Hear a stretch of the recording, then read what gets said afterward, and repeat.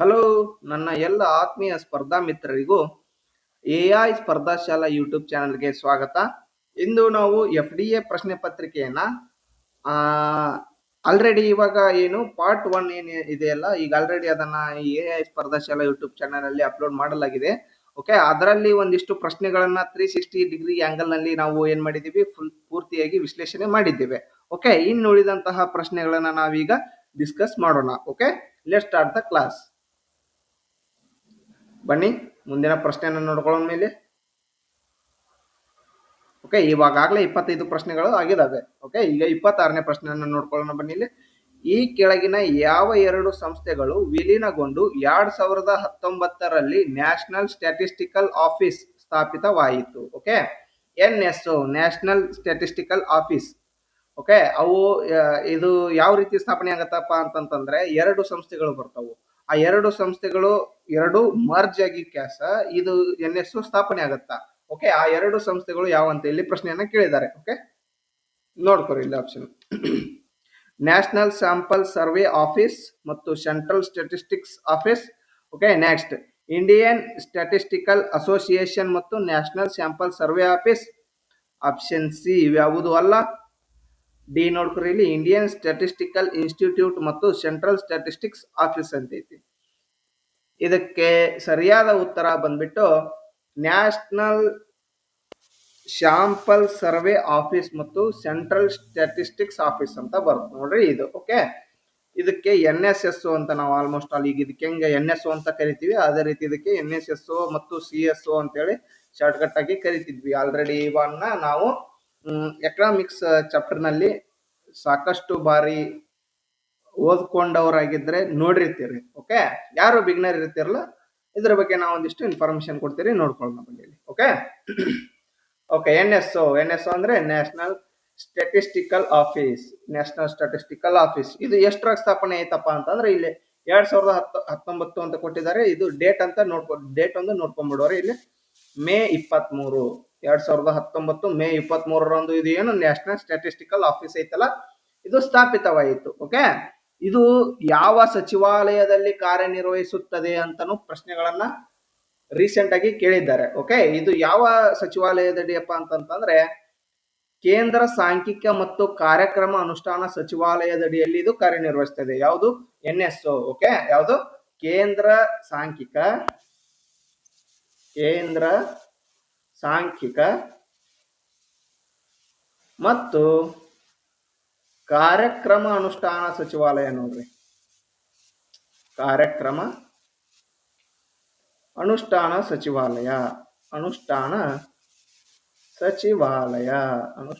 ಸಚಿವಾಲಯದಡಿ ಇದು ಯಾವುದು? NSO ಏನದೆ ಐತಲ್ಲ, ಇದು ಕಾರ್ಯನಿರ್ವಹಿಸ್ತದ.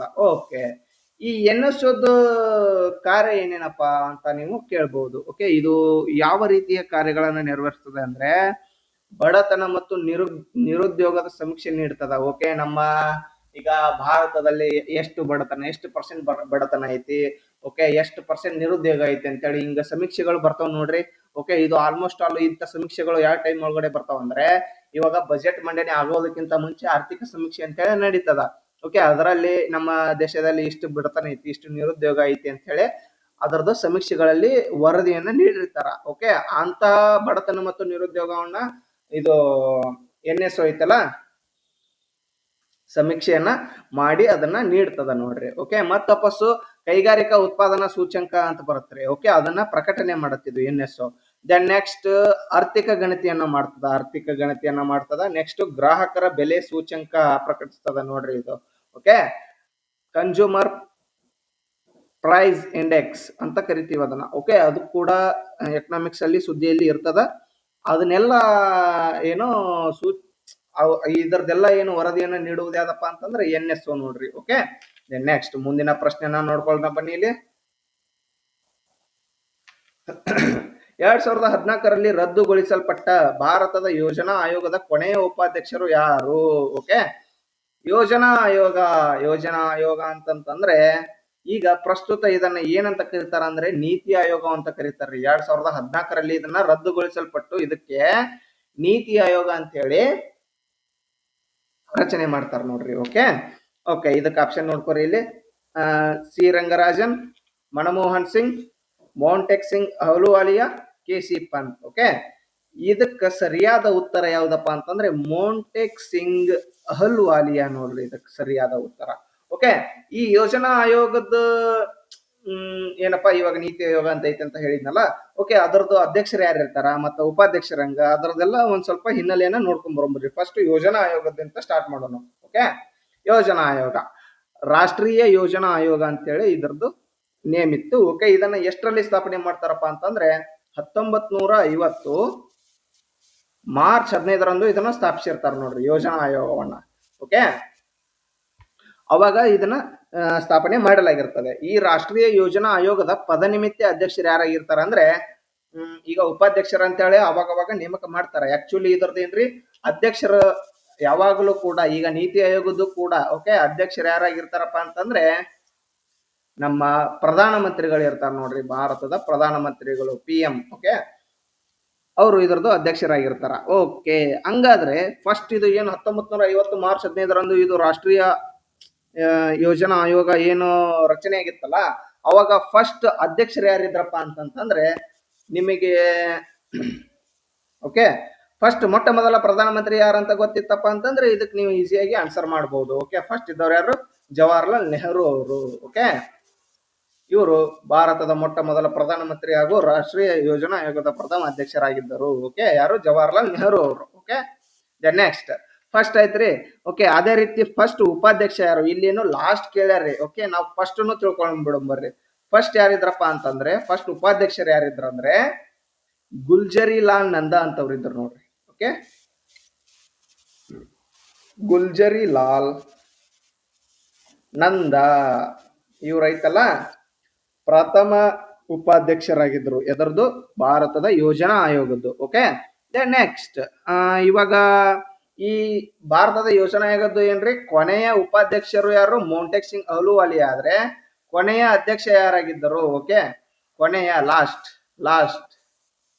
ಯಾರಾಗಿದ್ದರಿ? 2014ರೊಳಗೆ ನರೇಂದ್ರ ಮೋದಿ ಅವರು ಇದ್ರು. ಓಕೆ, ನರೇಂದ್ರ ಮೋದಿ ಅವರು ಇವರು ಈ ಭಾರತದ ರಾಷ್ಟ್ರೀಯ ಯೋಜನಾ ಆಯೋಗ ಏನೈತಲ್ಲ ಇದರದ್ದು ಕೊನೆಯ ಅಧ್ಯಕ್ಷರಾಗಿದ್ದರು. ಓಕೆ, ಇದನ್ನ 2014ರೊಳಗೆ ರದ್ದುಗೊಳಿಸಲ್ಪಟ್ಟು ಇದನ್ನ ಏನ್ ಮಾಡ್ತಾರೆ? ನೀತಿ ಆಯೋಗ ಅಂತ ಮಾಡ್ತಾರ. ಇಲ್ಲಿ ಮೇಲ್ ಬರಿತೀನಿ ನೋಡ್ರಿ. ಓಕೆ, ನೀತಿ ಆಯೋಗ ಅಂತ ಮಾಡ್ತಾರ.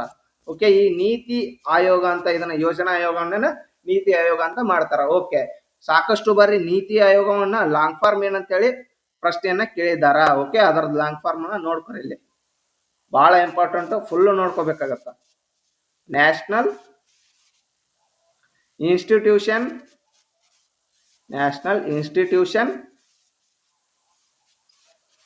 ಫಾರ್ ಟ್ರಾನ್ಸ್ಫಾರ್ಮಿಂಗ್ ಇಂಡಿಯಾ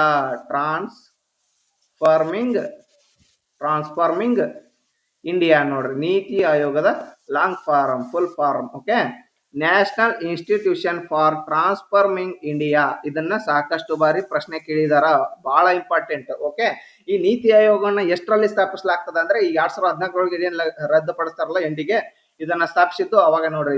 ಇದು ರದ್ದಾದ ತಕ್ಷಣ 2015 ಜನವರಿ 1ರಂದು ಏನ್ ಮಾಡ್ತಾರ? ಈ ನೀತಿ ಆಯೋಗವನ್ನ ಸ್ಥಾಪನೆ ಮಾಡ್ತಾರ. ಓಕೆ, ಇದು ಈ ನೀತಿ ಆಯೋಗದ ಮೊದಲ ಅಧ್ಯಕ್ಷರಾಗಿ ಯಾರಾಗಿದ್ದರು? ಈಗ ಲಾಸ್ಟ್ ನರೇಂದ್ರ ಮೋದಿ ಅವರಂದ್ರೆ ಅವಾಗೂ ಕಂಟಿನ್ಯೂಸ್ ಆಗಿ ನರೇಂದ್ರ ಮೋದಿ ಅವರೇ ಇದ್ರು. ಇವರ ಈ ನೀತಿ ಆಯೋಗದ ಫಸ್ಟ್ ನೀತಿ ಆಯೋಗದ ಅಧ್ಯಕ್ಷರಾಗಿದ್ದರು ನೋಡ್ರಿ ನರೇಂದ್ರ ಮೋದಿ ಅವರು. ಓಕೆ, ನೆಕ್ಸ್ಟ್ ನೀತಿ ಆಯೋಗದ ಮೊದಲ ಉಪಾಧ್ಯಕ್ಷರು ಯಾರಾಗಿದ್ರಪ್ಪ ಅಂತಂದ್ರೆ ನೀತಿ ಆಯೋಗದ್ದು ಮೊದಲ ಉಪಾಧ್ಯಕ್ಷರು ಯಾರಾಗಿದ್ರಂದ್ರೆ ಅರವಿಂದ್ ಪನಾಗರಿಯಾ. ಓಕೆ, ಅರವಿಂದ್ ಪನಾಗರಿಯಾ ಅವರು ಈ ನೀತಿ ಆಯೋಗದ ಪ್ರಥಮ ಉಪಾಧ್ಯಕ್ಷರಾಗಿದ್ದರು, ಅರವಿಂದ್ ಪನಾಗರಿಯಾ. ಓಕೆ, ನೆಕ್ಸ್ಟ್ ಈಗ ಇದು ಏನು ನೀತಿ ಆಯೋಗ ಬಂತಲ್ಲ, ಸಿಇಒ ಅವ್ರನ್ನು ಕೂಡ ನೇಮಕ ಮಾಡ್ತಾರ್ರಿ ಇದಕ್ಕ, ಏನು ನೀತಿ ಆಯೋಗಕ್ಕ. ಆ ಪ್ರಥಮ ಸಿಇಒ ಯಾರಾಗಿದ್ರಂದ್ರೆ ಇದರದ್ದು ನೀತಿ ಆಯೋಗದ್ದು ಶಾರ್ಟ್ಕಟ್ ಆಗಿ ನೀತಿ ಆಯೋಗದ್ದು ಫಸ್ಟ್ ಅಂತ ಬರೀತೀನಿ ನೋಡ್ರಿ, ಸಿಇಒ. ಓಕೆ, ಇದು ನೀತಿ ಆಯೋಗದ್ದು ಫಸ್ಟ್ ವೈಸ್ ಚೇರ್ಮನ್ ಅಂತ VC ಅಂತ ಬರೀತೀನಿ ನೋಡ್ರಿ, vice chairman. Okay, Arvind Panagariya. NITI ಆಯೋಗದ ಫಸ್ಟ್ ಸಿಇಒ ಯಾರಾಗಿದ್ರು ಅಂದ್ರೆ ಶ್ರೀ ಸಿಂಧುಶ್ರೀ ಕುಲ್ಲರ್ ಅವರಾಗಿದ್ರು. Okay, Shri Sindhushree Sindhushree Khullar. Okay, then next ಅದೇ ರೀತಿಯಾಗಿ ಈಗ ನಾವು ಫಸ್ಟ್ ಇದ್ದವ್ರನ್ನ ನೋಡ್ಕೊಂಡ್ವಿ. ಅದೇ ರೀತಿಯಾಗಿ ಈಗ ಪ್ರಸ್ತುತ ಯಾರದಾರ ಅದನ್ನು ನೋಡ್ಕೊಂಡ್ಬಿಡು ಬರ್ರಿ. ಓಕೆ, ಈಗ ನಮ್ಗ ಪ್ರಸ್ತುತ ಯಾರು ಪಿ ಎಂ ಅದರ? ನರೇಂದ್ರ ಮೋದಿ ಅವರೇ ಪ್ರಸ್ತುತ ಪಿ ಎಂ ಅದರ ಅಂದ್ಮೇಲೆ ನರೇಂದ್ರ ಮೋದಿ ಅವರ ಏನು ನೀತಿ ಆಯೋಗದ ಪ್ರೆಸೆಂಟ್ ಅಧ್ಯಕ್ಷರಾಗ್ತಾರ, ಅಂದ್ರೆ ಪದನಿಮಿತಿ ಅಧ್ಯಕ್ಷರು. ಇದಕ್ಕೂ ಕೂಡ ಸೇಮ್ ಬರುತ್ತೆ ಅದು. ಓಕೆ, ಈಗ ಪ್ರಸ್ತುತ ಯಾರು? ನರೇಂದ್ರ ಮೋದಿ ಅವರು ಅದರ. ಹಂಗಾದ್ರೆ ಪ್ರಸ್ತುತ ಉಪಾಧ್ಯಕ್ಷರು ವೈಸ್ ಚೇರ್ಮನ್ ಅಂತ ಕೊಡ್ತೀನಿ ಇಲ್ಲಿ. ವೈಸ್ ಚೇರ್ಮನ್ ಪ್ರಸ್ತುತವಾಗಿ ಯಾರದಾರ ಅಂದ್ರೆ ಸುಮನ್ ಬೇರಿ ಅವರು ಅದರ. Okay, Suman Bery. Okay, then next ಅದೇ ರೀತಿಯಾಗಿ ಪ್ರಸ್ತುತ ಸಿಇಒ ಯಾರದಾರ ಅಂದ್ರೆ ಇಲ್ಲಿ ಕೊಡ್ತೀನಿ ನೋಡ್ರಿ, ಪ್ರೆಸೆಂಟ್ ಸಿಇಒ. ಪ್ರೆಸೆಂಟ್ ಸಿಇಒ ಯಾರದಾರಪ್ಪ ಅಂತಂದ್ರೆ ಬಿ ವಿ ಆರ್ ಸುಬ್ರಹ್ಮಣ್ಯಂ ಅವರು ಅದಾರ ನೋಡ್ರಿ, B V R Subrahmanyam. Okay, Subrahmanyam. Okay, ಈ ನೀತಿ ಆಯೋಗದ ಕೆಲಸ ಏನಾಗಿರ್ತದಪ್ಪ ಅಂತಂತಂದ್ರೆ ಇದು ಆರ್ಥಿಕ ನೀತಿ ರೂಪಣೆಯಲ್ಲಿ ಕೇಂದ್ರ ಮತ್ತು ರಾಜ್ಯ ಸರ್ಕಾರಕ್ಕೆ ಏನ್ ಮಾಡ್ತಾರಪ್ಪ ಅಂತಂದ್ರೆ ಮಾರ್ಗದರ್ಶನ ನೀಡ್ತಾರ. ಓಕೆ, ಈ ರೀತಿಯಾಗಿ ಮಾಡಿದ್ರೆ ನಮ್ಮ ದೇಶ ಮುಂದುವರಿತದ, ನಮ್ಮ ರಾಜ್ಯ ಮುಂದುವರಿತದ ಅಂತ ಹೇಳ್ತದ ಇದು. ಓಕೆ, ಇದಕ್ಕೇನಪ್ಪ ಅಂತ ಅಂತಾರಂದ್ರೆ ಥಿಂಕ್ ಟ್ಯಾಂಕ್ ಸಂಸ್ಥೆ ಅಂತ ಕರೀತಾರೆ. ಸರ್ಕಾರದ್ದು ಥಿಂಕ್ ಟ್ಯಾಂಕ್ ಸಂಸ್ಥೆ ಅಂತ ಇದಕ್ಕ ಕರೀತಾರ. ಓಕೆ, ನೆಕ್ಸ್ಟ್ ಮುಂದಿನ ಪ್ರಶ್ನೆಯನ್ನ ನೋಡ್ಕೊರಿ ಇಲ್ಲಿ. ಕೆಳಗಿನ ಯಾವ ಭಾರತೀಯ ಕ್ಷಿಪಣಿಯು ಭೂಮಿಯಿಂದ ಭೂಮಿಗೆ ಹಾರುವ ಕ್ಷಿಪಣಿಯಾಗಿದೆ ಅಂತ ಇಲ್ಲಿ ಕೇಳಿದಾರ. ಓಕೆ, ನೋಡ್ರಿ ನಮ್ಮ ಭಾರತದೊಳಗಡೆ ಯಾವ ರೀತಿಯ ಕ್ಷಿಪಣಿಗಳದಾವಪ್ಪ ಅಂತಂದ್ರೆ ಒಂದು ಭೂಮಿಯಿಂದ ಭೂಮಿಗೆ ಹಾರುವ ಕ್ಷಿಪಣಿಗಳು, ಮತ್ತೆ ಭೂಮಿಯಿಂದ ಆಕಾಶಕ್ಕೆ ಹಾರುವ ಕ್ಷಿಪಣಿಗಳು. ದೆನ್ ನೆಕ್ಸ್ಟ್ ಅದೇ ರೀತಿಯಾಗಿ ಆಕಾಶದಿಂದ ಆಕಾಶಕ್ಕೆ ಹಾರುವ ಕ್ಷಿಪಣಿಗಳು ಅದಾವು. ಓಕೆ, ಅವನ್ನೆಲ್ಲ ನಾವು ತಿಳ್ಕೊಂಡಿದ್ವಿ ಅಂದ್ರೆ ಇದನ್ನ ಈಸಿಯಾಗಿ ಆನ್ಸರ್ ಮಾಡಬಹುದು. ಓಕೆ, ಇದಕ್ಕೆ ಆಪ್ಷನ್ ನೋಡ್ಕೊರಿ ಇಲ್ಲಿ. ಇದು ಭೂಮಿಯಿಂದ ಭೂಮಿಗೆ ಕೇಳ್ಯಾರ. ಆಪ್ಷನ್ ನೋಡ್ಕೊರಿ, ತ್ರಿಶೂಲ್, ಆಕಾಶ್, ಪೃಥ್ವಿ, ನಾಗ. ಓಕೆ, ನೀವೊಂದು ಯಾವುದೋ ಒಂದು ಏನೋ ಮೈಂಡ್ ಓಡಿಸಿ ಇದಕ್ಕ ಆನ್ಸರ್ ಮಾಡಬಹುದು. ಯಾಕಪ್ಪ ಅಂದ್ರೆ ಇದಕ್ಕೆ ಸರಿಯಾದ ಉತ್ತರ ಪೃಥ್ವಿ. ಪೃಥ್ವಿ ಅಂತಂತಂದ್ರೆ ಭೂಮಿಯಿಂದ ಭೂಮಿಗೆ ಅಂತೇಳಿ ನೀವು ಗೆಸ್ ಮಾಡಬಹುದು, ಬಟ್ ಎಕ್ಸಾಕ್ಟ್ ಅಂತ ಹೇಳಿ ನೀವು ಗೆಸ್ ಮಾಡಕ್ ಆಗಲ್ಲ. ಯಾಕಪ್ಪ ಅಂತಂದ್ರೆ ಇದು ನೀವು ಫುಲ್ ಪ್ರಿಪೇರ್ ಆಗಿ ಎಕ್ಸಾಮ್ ಬರೀತಿದ್ರೆ ಅಂದ್ರೆ ನಿಮ್ಮ ಭವಿಷ್ಯವನ್ನ ರೂಪಿಸುವಂತ ಎಕ್ಸಾಮ್ ಆಗಿರ್ತದ. ಓಕೆ, ಆದ್ರಿಂದ ಗೆಸ್ ಮ್ಯಾಗ ಹೋಗೋದಕ್ಕಿಂತ ನೀವು ತಿಳ್ಕೊಂಡು ಆಪ್ಷನ್ಗೆ ಇದು ಆಪ್ಷನ್ ನೋಡ್ಕೊಂಡು ಆನ್ಸರ್ ಮಾಡೋದು ಬಹಳ ಒಳಿತು ನೋಡ್ರಿ. ಓಕೆ, ಓಕೆ, ಈಗ ಭೂಮಿಯಿಂದ ಭೂಮಿಗೆ ಹಾರುವ ಕ್ಷಿಪಣಿಗಳು ಅಂತ ಹೇಳಿದೆ. ಓಕೆ, ಆ ಭೂಮಿಯಿಂದ ಭೂಮಿಗೆ ಹಾರುವ ಕ್ಷಿಪಣಿಗಳು ಯಾವ್ಯಾವ ಅಂತ ನೋಡ್ಬಿಡು ಬರ್ರಿ ಒಂದ್ಸಲ. ಓಕೆ, ಭೂಮಿಯಿಂದ ಭೂಮಿಗೆ ಹಾರುವ ಕ್ಷಿಪಣಿಗಳು ಯಾವ್ಯಾವು? ಒಂದು ಪೃಥ್ವಿ ರೀ, ಒಂದು ಪೃಥ್ವಿ. ಇವು ಇದ್ರೊಳಗಡೆ ಪೃಥ್ವಿ ಒಳಗಡೆ ಒಂದು ಪೃಥ್ವಿ 1, ಪೃಥ್ವಿ 2, ಪೃಥ್ವಿ 3 ಈ ತರ ಸಿರೀಸ್ ಬರ್ತಾವ್ರಿ. ಓಕೆ, ಅದೇ ರೀತಿಯಾಗಿ ಅಗ್ನಿ ಅಂತ ಬರ್ತರಿ. ಅಗ್ನಿ ಸಿರೀಸ್ ಬರ್ತಾವ. ಅಗ್ನಿ 1, ಅಗ್ನಿ 2, ಅಗ್ನಿ 3, ಅಗ್ನಿ 4, ಅಗ್ನಿ ಪ್ರೈಮ್ ಅಂತ ಹೇಳಿ ಸಿರೀಸ್ ಬರ್ತಾವ. ಇವೆಲ್ಲ ಏನದಾವಲ್ಲ ಭೂಮಿಯಿಂದ ಭೂಮಿಗೆ ಹಾರುವ ಕ್ಷಿಪಣಿಗಳು. ದೆನ್ ನೆಕ್ಸ್ಟ್ ಅದೇ ರೀತಿಯಾಗಿ ಇನ್ನೊಂದು ಯಾವ್ದು ಬರ್ತದ ಅಂದ್ರೆ ಶೌರ್ಯ ಅಂತ ಬರ್ತದ. ಯಾವುದು? ಶೌರ್ಯ. ಶೌರ್ಯ ಮತ್ತ ತಪಸ್ಸು ಪ್ರಳಯ ಅಂತ ಬರುತ್ತ, ಪ್ರಳಯ. ದೆನ್ ನೆಕ್ಸ್ಟ್ ಇನ್ನೊಂದು ಯಾವ್ದು ಬರುತ್ತಂದ್ರೆ ಪ್ರಹಾರ ಅಂತ ಬರುತ್ತ, ಪ್ರಹಾರ. ದೆನ್ ನೆಕ್ಸ್ಟ್ ಬ್ರಹ್ಮೋಸ್ ಅಂತ ಬರುತ್ತ. ಇವೆಲ್ಲ ಏನದಾವಲ್ಲ ಭೂಮಿಯಿಂದ ಭೂಮಿಗೆ ಹಾರುವ ಕ್ಷಿಪಣಿಗಳಾಗಿವೆ ನೋಡ್ರಿ ಇವುಷ್ಟು. ಓಕೆ, ಏನ್ ಬಾಳ ಇಲ್ಲ ರೀ, ಈಸಿಯಾಗಿ ನೀವು ನೆನಪಿಟ್ಕೋಬಹುದು. ಅಷ್ಟೊಂದು ಹುಯಿ ಅಂತ ಏನಿಲ್ಲ. ಓಕೆ, ಲಿಮಿಟೆಡ್ ಅದಾವು. ಓಕೆ, ತಿಳ್ಕೊಬಹುದು ನೀವು ಇವನ್ನೆಲ್ಲ. ಓಕೆ, ದೆನ್ ನೆಕ್ಸ್ಟ್ ಅದೇ ರೀತಿಯಾಗಿ ಭೂಮಿಯಿಂದ ಆಕಾಶಕ್ಕೆ ಹಾರುವ ಕ್ಷಿಪಣಿಗಳು ಅಂತ ಬರ್ತಾವೆ. ಓಕೆ, ಭೂಮಿಯಿಂದ ಆಕಾಶಕ್ಕೆ, ಭೂಮಿಯಿಂದ. ಓಕೆ, ಇದನ್ನ ಇಷ್ಟು ಕಟ್ ಮಾಡ್ತೀನಿ ರೀ, ಇಲ್ಲಿ ಇರುತ್ತೆ ನೋಡ್ರಿ, ಭೂಮಿಯಿಂದ ಆಕಾಶಕ್ಕೆ ಅಂತ ಬರಿತೀನಿ ಇಲ್ಲಿ. ಓಕೆ, ಓಕೆ, ಭೂಮಿಯಿಂದ ಆಕಾಶಕ್ಕೆ ಹಾರುವ ಕ್ಷಿಪಣಿಗಳು ಯಾವುವು? ಒಂದು ಆಕಾಶ ಅಂತ ಐತಿ ನೋಡ್ರಿ, ಆಕಾಶ್ ಒಂದನೇದ್ದು. ಓಕೆ, ನೆಕ್ಸ್ಟ್ ತ್ರಿಶೂಲ್ ಅಂತ ಬರುತ್ತಾ. ಯಾವುದು? ತ್ರಿಶೂಲ್, ತ್ರಿಶೂಲ್ ಅಂತ ಬರುತ್ತಾ. ಓಕೆ, ಕಲರ್ ಚೇಂಜ್ ಮಾಡ್ಕೊಂತೀನಿ ಇಲ್ಲಿ ಮತ್ತೆ ನಿಮ್ಗೆ ಕನ್ಫ್ಯೂಸ್ ಆಗ್ಬಾರ್ದು ಅಂತ ಹೇಳಿ. ಓಕೆ, ಒಂದು ಆಕಾಶ, ಒಂದು ತ್ರಿಶೂಲ್. ದೆನ್ ನೆಕ್ಸ್ಟ್ ಅದೇ ರೀತಿಯಾಗಿ ಯಾವ್ದು ಬರುತ್ತಾ? ಬರಾಕ್ 8 ಅಂತ ಬರುತ್ತೆ ನೋಡ್ರಿ, ಬರಾಕ್ 8 ಅಂತ ಬರುತ್ತಾ. ಓಕೆ, ಈ ಈ ಬರಾಕ್ 8 ಮೇಲೆ ಮತ್ತೆ ಮುಂದೆ ಪ್ರಶ್ನೆ ಐತಿ, ಅದನ್ನು ಕೂಡ ಅಲ್ಲಿ ಡಿಸ್ಕಸ್ ಮಾಡೋಣ. ಓಕೆ, ಬರಾಕ್ 8 ನೆನಪಿಟ್ಕೋರಿ. ದೆನ್ ನೆಕ್ಸ್ಟ್ QRSAM ಅಂತ ಬರುತ್ತೆ, QRSAM ಅಂತ ಬರುತ್ತಾ. Okay, then next S-400 Triumph ಅಂತ ಬರುತ್ತೆ, ಟ್ರಂಪ್, S-400 ಟ್ರಂಪ್ ಅಂತ ಬರುತ್ತೆ ನೋಡ್ರಿ. ಓಕೆ, ದೆನ್ ನೆಕ್ಸ್ಟ್ ಅದೇ ರೀತಿಯಾಗಿ VLSR SAM ಅಂತ ಬರುತ್ತೆ, VLSR SAM ಅಂತ ಬರುತ್ತೆ. ಓಕೆ, ಇವೆಲ್ಲ ಏನದಾವಲ್ಲ ಭೂಮಿಯಿಂದ ಆಕಾಶಕ್ಕೆ ಹಾರುವ ಕ್ಷಿಪಣಿಗಳಾಗಿವೆ. ಓಕೆ, ದೆನ್ ನೆಕ್ಸ್ಟ್ ಅದೇ ರೀತಿಯಾಗಿ ಆಕಾಶದಿಂದ ಆಕಾಶಕ್ಕೆ ಹಾರುವ ಕ್ಷಿಪಣಿಗಳು ಯಾವುವು ಅಂತೇಳಿ ಇಲ್ಲಿ ನೋಡ್ಕೊಳ್ಳೋಣ ಬರ್ರಿ. ಅವನು ಸ್ಪೇಸ್ ಸ್ವಲ್ಪ ಪ್ರಾಬ್ಲಮ್ ಆಗುತ್ತೆ, ಅಡ್ಜಸ್ಟ್ ಮಾಡ್ಕೋರಿ. ಓಕೆ,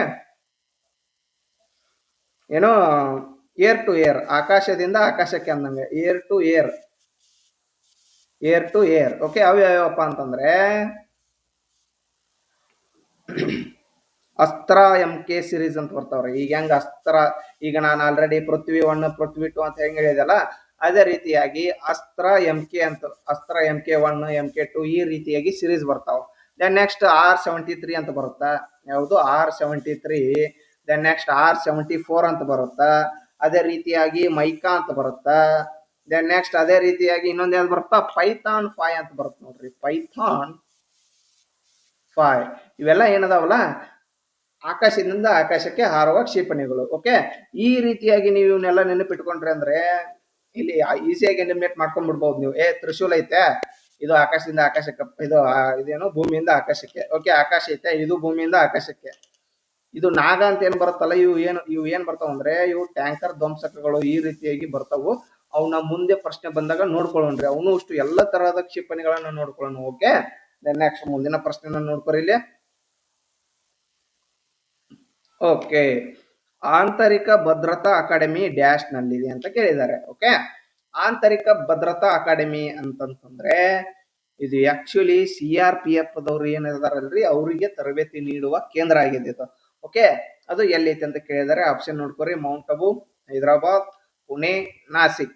ಓಕೆ, ಇದಕ್ಕೆ ಸರಿಯಾದ ಉತ್ತರ ಬಂದ್ಬಿಟ್ಟು ಮೌಂಟ್ ಅಬು ನೋಡ್ರಿ. ಇದಕ್ಕೆ ಹೌದು, ಮೌಂಟ್ ಅಬು.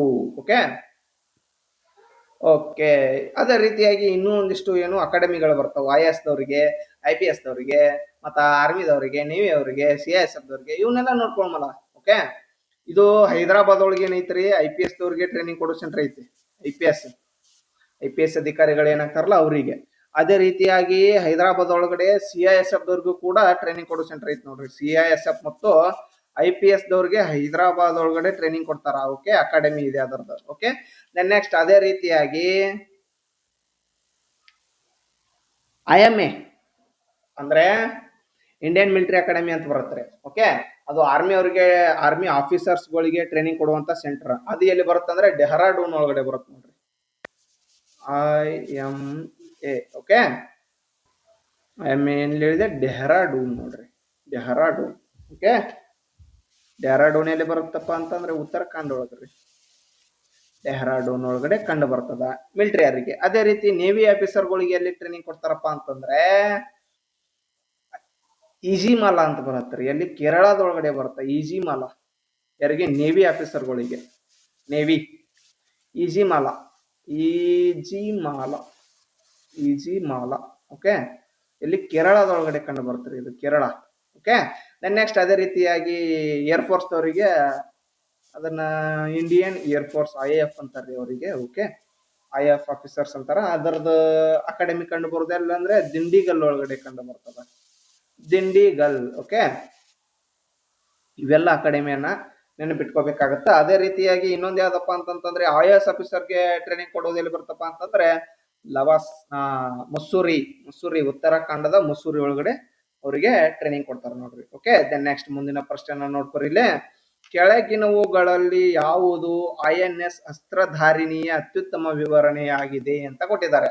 ಓಕೆ, INS ಅಸ್ತ್ರಧಾರಿಣಿ ಅಂದ್ರೆ ಇಂಡಿಯನ್ ನೇವಲ್ ಶಿಪ್ ಅಂದ್ರಿ. INS ಅಂದ್ರೆ ಏನು, ಇಂಡಿಯನ್ ನೇವಲ್ ಶಿಪ್ ಅಂದಂಗ. ಓಕೆ, ಈ ನೌಕಾ ಹಡಗುಗಳು ಏನದಾವಲ್ಲ ಅದಕ್ಕ ಹೆಸರು ಅದಾವ, ಅದಕ್ಕ ಬೇರೆ ಬೇರೆ ವಿಧದ ಏನು ಈ ನೌಕೆಗಳದಾವು ನಮ್ಮ ಭಾರತದಲ್ಲಿ. ಓಕೆ, ಒಂದೊಂದು ಯಾವ ರೀತಿಯಪ್ಪ ಅಂತಂದ್ರೆ ವಿಮಾನ ಅದರಲ್ಲಿ ಲ್ಯಾಂಡ್ ಆಗುವಂಥದ್ದು, ಅದರಿಂದ ಏನು ವಿಮಾನ ಹಾರಾಟ ಮಾಡ್ಲಿಕ್ಕೆ ಸಹಾಯ ಆಗುವಂತ ಏನು ನೌಕೆಗಳದಾವು.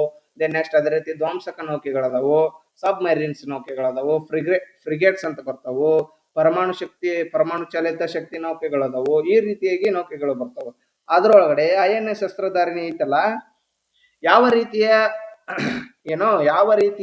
ನೌಕೆಯಾಗಿದೆ ಅಂತ ಹೇಳಿ ಪ್ರಶ್ನೆಯನ್ನ ಕೇಳಿದ್ದಾರೆ. ಓಕೆ, ಆಪ್ಷನ್ ನೋಡ್ರಿ ಇಲ್ಲಿ, ಪರಮಾಣು ಶಕ್ತಿಯ ಜಲಾಂತರ್ಗಾಮಿ, ಟಾರ್ಪೋಡೋ ಉಡಾವಣಾ ಚೇತರಿಕಾ ಹಡಗು, ಪರಮಾಣು ಉಡಾವಣಾ ವಿಮಾನ ವಾಹಕ ನೌಕೆ, ಉಭಯಚರ ಯುದ್ಧ ಹಡಗು ಅಂತ ಕೊಟ್ಟಿದ್ದಾರೆ ಇಲ್ಲಿ. ಓಕೆ, ಇದಕ್ಕೆ ಸರಿಯಾದ ಉತ್ತರ ಯಾವ್ದಪ್ಪ ಅಂದ್ರೆ ಟಾರ್ಪೆಡೋ ಉಡಾವಣೆ ಮತ್ತು ಚೇತರಿಕೆ ಹಡಗು ಆಗಿದೆ. ಯಾವುದು? INS ಅಸ್ತ್ರಧಾರಿಣಿ. ಓಕೆ, ಇನ್ನ ನಿಮಗ ನಾನು ಹೇಳಿದರ ತರ ವಿಮಾನ ವಾಹಕ ನೌಕೆ ಅವು ಇವು ಅಂತ ಹೇಳಿದ್ನಲ್ಲ, ಅವು ಯಾವ ಅದಾವ ಅಂತಂದ್ರೆ ಇಲ್ಲಿ ನೋಡ್ಕೊಂಡ್ ಬನ್ನಿ. ಓಕೆ, ಇಲ್ಲೇನು ವಿಮಾನ ವಾಹಕ ನೌಕೆ ಅಂತ ಐತಿಲ್ರಿ, ಬರೀ ವಿಮಾನ ವಾಹಕ ನೌಕೆ ಅಂತ ಅಷ್ಟೇ ನೆನ್ಪಿಟ್ಕೋರಿ. ಯಾವ್ಯಾವಪ್ಪ ಅಂತಂತಂದ್ರೆ ಒಂದು INS ವಿಕ್ರಾಂತ್ ಅಂತ ಬರುತ್ತ. INS ಅಂತ ಮುಂದೆ ಇಂಡಿಯನ್ ನೇವಲ್ ಶಿಪ್ ಅಂತ ಕರೀತಾರ್ರಿ. ಓಕೆ, INS ಒಂದು ವಿಕ್ರಾಂತ್ ಅಂತ ಬರುತ್ತ. ಇನ್ನೊಂದು ಯಾವ್ದು ಬರುತ್ತ? ವಿಕ್ರಮಾದಿತ್ಯ ಅಂತ ಬರುತ್ತೆ ನೋಡ್ರಿ. ವಿಕ್ರಮಾದಿತ್ಯ. ಓಕೆ, ವಿಮಾನ ವಾಹಕ ನೌಕೆಗಳು ಯಾವಪ್ಪ ಅಂತಂದ್ರೆ ವಿಕ್ರಾಂತ್ ಮತ್ತು ವಿಕ್ರಮಾದಿತ್ಯ. ಇವ್ ನೆನಪಿಟ್ಕೋರಿ, ಆಲ್ರೆಡಿ ಪ್ರಶ್ನೆ ಆಗಿದೆ ಇದು. ಓಕೆ, ನೆಕ್ಸ್ಟ್ ಅದೇ ರೀತಿಯಾಗಿ ಧ್ವಂಸಕ ನೌಕೆ ಅಂತ ಬರುತ್ತ. ಅದಕ್ಕಿಂತ ಮೊದಲ ಇಲ್ಲಿ ಆಪ್ಷನ್ ಒಳಗೆ ಇದ್ದಿದ್ದೆ ಅದೈತಿ ಪರಮಾಣು ಶಕ್ತಿಯ ಜಲಾಂತರ್ಗಾಮಿ ಅಂತ ಐತಿ. ಓಕೆ, ಇವು ಯಾವ ಬರ್ತಾವ ಅಂದ್ರೆ INS ಅರಿಹಂತ್ ಅಂತ ಬರುತ್ತ, ಅರಿಘಾಟ್ ಅಂತ ಬರುತ್ತ. ಅವು ಬರ್ತಾವ ನೋಡ್ರಿ, ಅರಿಹಂತ್, ಅರಿಘಾಟ್, ಈ ರೀತಿಯಾದ ನೌಕೆಗಳು ಬರ್ತಾವ. ಓಕೆ, ಇಷ್ಟು ಏನಪ್ಪಾ ಅಂತಂದ್ರೆ ಒಟ್ಟು ಇಂಥ ನೌಕೆಗಳು ಎಷ್ಟು ಕಂಡು ಬರ್ತಾವ ಅಂದ್ರೆ ನಮ್ಮ ಭಾರತದಲ್ಲಿ 150ಕ್ಕಿಂತ ಹೆಚ್ಚವ ನೋಡ್ರಿ. ಓಕೆ, 150ಕ್ಕಿಂತ ಹೆಚ್ಚದವ. ಓಕೆ, ನೀವೇನ್ ಕೇಳ್ಬೋದು, ಸರ್ ಏನ್ರಿ 150 ನೆನಪಿಟ್ಕೋಬೇಕನ್ರಿ ಅಂತ ಕೇಳ್ಬೋದು. ಓಕೆ, 150 ಏನು ನೆನಪಿಟ್ಕೊಳ್ಳುವಂತ ಅವಶ್ಯಕತೆ ಇಲ್ಲ. ಆಕ್ಚುಲಿ ಏನಪ್ಪಾ ಅಂತಂತಂದ್ರೆ ಇವಾಗ ಕರೆಂಟ್ ಅಫೇರ್ಸ್ ಒಳಗಡೆ ನೀವು ಈಗ ಜಸ್ಟ್ ಏನಪ್ಪಾ ಅಂತಂದ್ರೆ ಒಂದು ನೌಕೆಯನ್ನ ಒಂದು INS ಶಿಪ್ ಏನ್ ಮಾಡ್ತಾರೆ, ಒಂದು ಹೊಸದಾಗಿ ಉಡಾವಣೆ ಮಾಡ್ತಾರೆ. ಉಡಾವಣೆ ಅನ್ನೋದಕ್ಕಿಂತ ಲಾಂಚ್ ಮಾಡ್ತಾರಂತ ನಾವ್ ಹೇಳ್ಬೋದು. ಓಕೆ, ಅದನ್ನ ಸಮುದ್ರಕ್ಕ ಬಿಡ್ತಾರ. ಓಕೆ, ಇದನ್ನ ನಮ್ಮ ಸೇನಾ ಬಲ ಹೆಚ್ಚಿಸ್ಕೋಸ್ಕರ ಅದನ್ನ ಲಾಂಚ್ ಮಾಡಿರ್ತಾರ. ಆ ಲಾಂಚ್ ಮಾಡಿದಂತ ನೌಕೆಗಳು ಯಾವ ಅಂತೇಳಿ ಅದ್ರ ಬಗ್ಗೆ ಫುಲ್ ಇನ್ ಡೀಟೇಲ್ಸ್ ಆಗಿ ನೀವು ಕರೆಂಟ್ ಅಫೇರ್ಸ್ ಒಳಗಡೆ ಕವರ್ ಮಾಡ್ಕೊಂಡ್ಬಿಡ್ಬೇಕು. ಓಕೆ, ಅಲ್ಲಿ ನಿಮಗ ಜಾಸ್ತಿ ಕೇಳೋದಂತಾವ ಮತ್ತ ಸುದ್ದಿ ಒಳಗಡೆ ಯಾವ ರೀತಿಯಾಗಿ ಇಂತ ನೌಕೆಗಳು ಬರ್ತಾವಲ್ಲ ಅವನ್ನೆಲ್ಲ ನೆನಪಿಟ್ಕೋಬೇಕಾಗತ್ತ. ಓಕೆ, ನೀವು 150 ಏನು ನೆನಪಿಟ್ಕೊಳ್ಳುವಂತ ಅವಶ್ಯಕತೆ ಇಲ್ಲ ಅಂತ ಹೇಳ್ತೀನಿ ನಾನು ಇಲ್ಲಿ. ಓಕೆ, ಮುಂದಿನ ಪ್ರಶ್ನೆನ ನೋಡಂಬರ್ರಿ. ಇಲ್ಲಿ ಭಾರತವು ಈ ಕೆಳಗಿನ ಯಾವ ದೇಶದ ಸಹಕಾರದೊಂದಿಗೆ ಬರಾಕೇಟ್ ಕ್ಷಿಪಣಿಯನ್ನು ಅಭಿವೃದ್ಧಿಪಡಿಸಿದೆ? ಆಲ್ರೆಡಿ ನಿಮ್ಗೆ ಹೇಳಿದ್ನೆಲ್ಲ ಬರಾಕೇಟ್. ಇಲ್ಲಿ ಮುಂದೆ ಪ್ರಶ್ನೆ ಐತೆ ಅಂತೇಳಿ ಇಲ್ಲಿ ಐತಿ ನೋಡ್ರಿ ಅದು. ಓಕೆ, ಆಪ್ಷನ್ ನೋಡ್ಕೊರಿ ಇಲ್ಲಿ USA, ಇಸ್ರೇಲ್, ಫ್ರಾನ್ಸ್, ರಷ್ಯಾ.